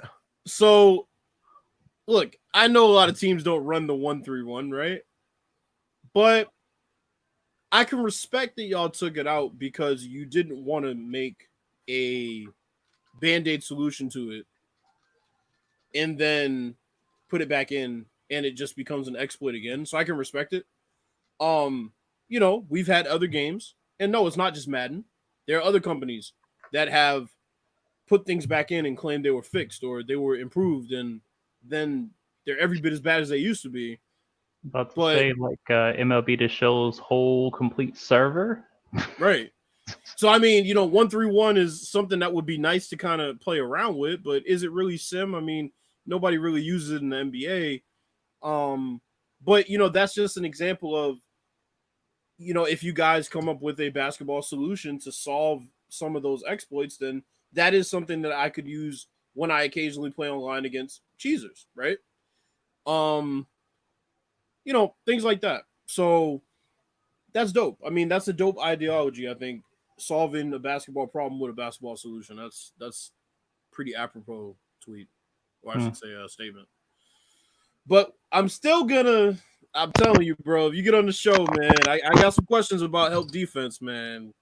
We're gonna talk about that because you made it all night, man. You really did. I didn't. Nah, you did. We talked about Madden, ended up talking about or basketball with the actual basketball dev. Mm-hmm. Crazy. Anything else y'all got? I mean, nah, that's pretty much we can wrap on that. we can't really top that. I mean, we can't top that at all, to be honest. Mm-hmm. If y'all didn't read in the chat, Pete Frenna, he has been actually diagnosed with the coronavirus. So just think about him. We didn't know that. He put it in the chat. I did not know that he actually. Yeah, I did. A lot of us didn't know. Yeah, so he put it in the chat. So it's like, I wish you Godspeed on this one. I'm like, yeah, definitely do what you need to do. Yeah. Secondly, thank you, OG. Thank you. Appreciate it for you coming through. We did totally unexpected, but we really appreciate it. Yeah. You're welcome anytime, chat or panel, easily, without question. We won't say no to you at all. Chris Thomas, thank you for coming through. He asked me earlier today he wanted to get on. I mean, he's been wanting to get on for a while, and since the beta came out, he wanted to speak his mind about that. So, absolutely, man, we really appreciate you coming through. Oh, no problem. One of our biggest listeners. We really we really appreciate that. And everybody in the chat, man, look, we got up to 27, 28. We really appreciate that. We still believe we're the best, smallest podcast out here, and OG vouches for us. So you can disagree with whoever you want to at this point. Bills, what you got before we go?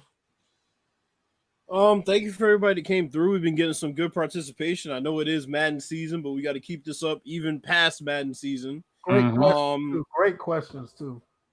Great questions, and I'm really excited for the coming months. I unfortunately won't be getting 2K in September because when I hear next gen and built from the ground up, quite frankly, I feel no need to play NBA 2K21, unfortunately, on the current consoles. OG, we really need to talk to you about that one. Especially the price. He probably can't say much about that. But nah, yeah, it's gonna be an interesting next couple months. We got Madden coming up next month. I'm guessing we'll get some information about franchise and hell, probably another beta to test out franchise. Hopefully they have an actual, hopefully they put some things into that beta that we can actually enjoy. Maybe that's why they didn't just put it in and have us play as DJ did, because it's a bare bones beta. So, yeah, it's going to be an exciting next couple months. And once we get in November, we're going to see what these next gen consoles are about. Yeah. What about you, DJ? Well, first, I'd like to thank Chris Thomas for being here and being on the show and giving your thoughts on the Madden. You see how my voice changed, right? It's like, anyway, but and thanks. Definitely was a surprise to have Scott OG appear in the chat. It was just like I had to look at it. I was just like, because I'm subscribed to him, and a lot of people don't know. I'm gonna say this. I don't think a lot of people know that that's your channel, because I've seen you do a bunch of things on the channel, but you haven't done them frequently enough. But check out some content on his channel. But obviously he's busy with 2K, and good job on that. And also just direct you guys to my new website, dj81.org. That's where my blogs will be located. I took a dip and invested some money to get a proper website, proper Yeah, marketing, and stuff like that. So rebranded a bit.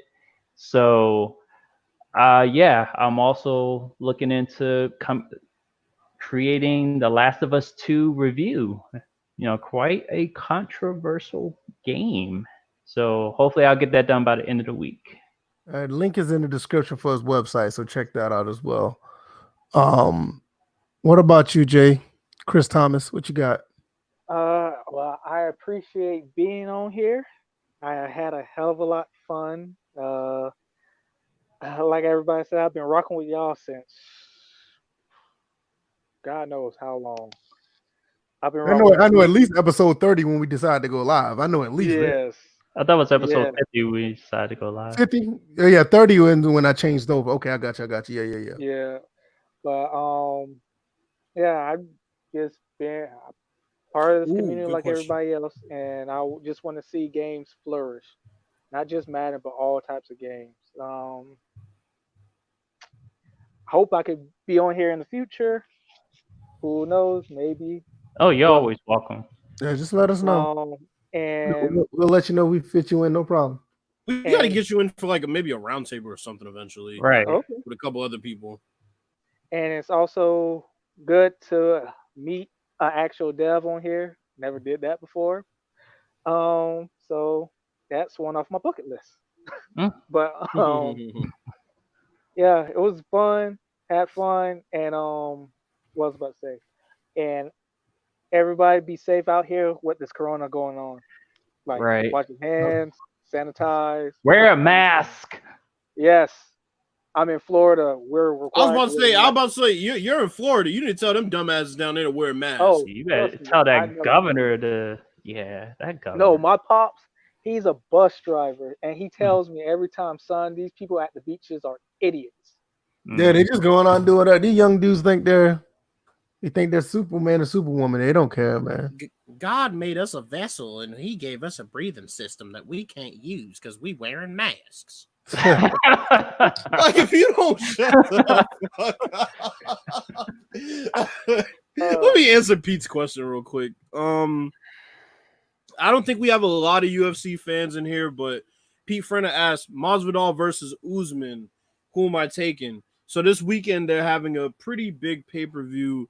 Masvidal is coming in a little bit late. It was originally supposed to be Gilbert Burns versus Kamaru Usman, but Gilbert Burns actually contracted the coronavirus, unfortunately. Masvidal took the fight on basically a week and a couple days' notice. Here's the thing. Masvidal has to lose 20 pounds in 6 days. Okay. Now, I can tell you from experience, this is not fun. Weight cutting is not fun in any form or fashion. It's not fun. You have to cut the weight in enough time where you cut it and then you're able to rehydrate. So you're at your best at that weight by the time the fight comes on Saturday. It's not easy. You can drop 20 pounds really fast. Hell, you can fast for 3 days and you'll probably drop close to 16, 17 pounds if you're working out. If you sit in the sauna, you're going to drop a lot of weight. There's plenty of ways to do it. The thing is, you have to do it the right way. You have to rehydrate properly. I'm going to take Masvidal, but it's a very slim.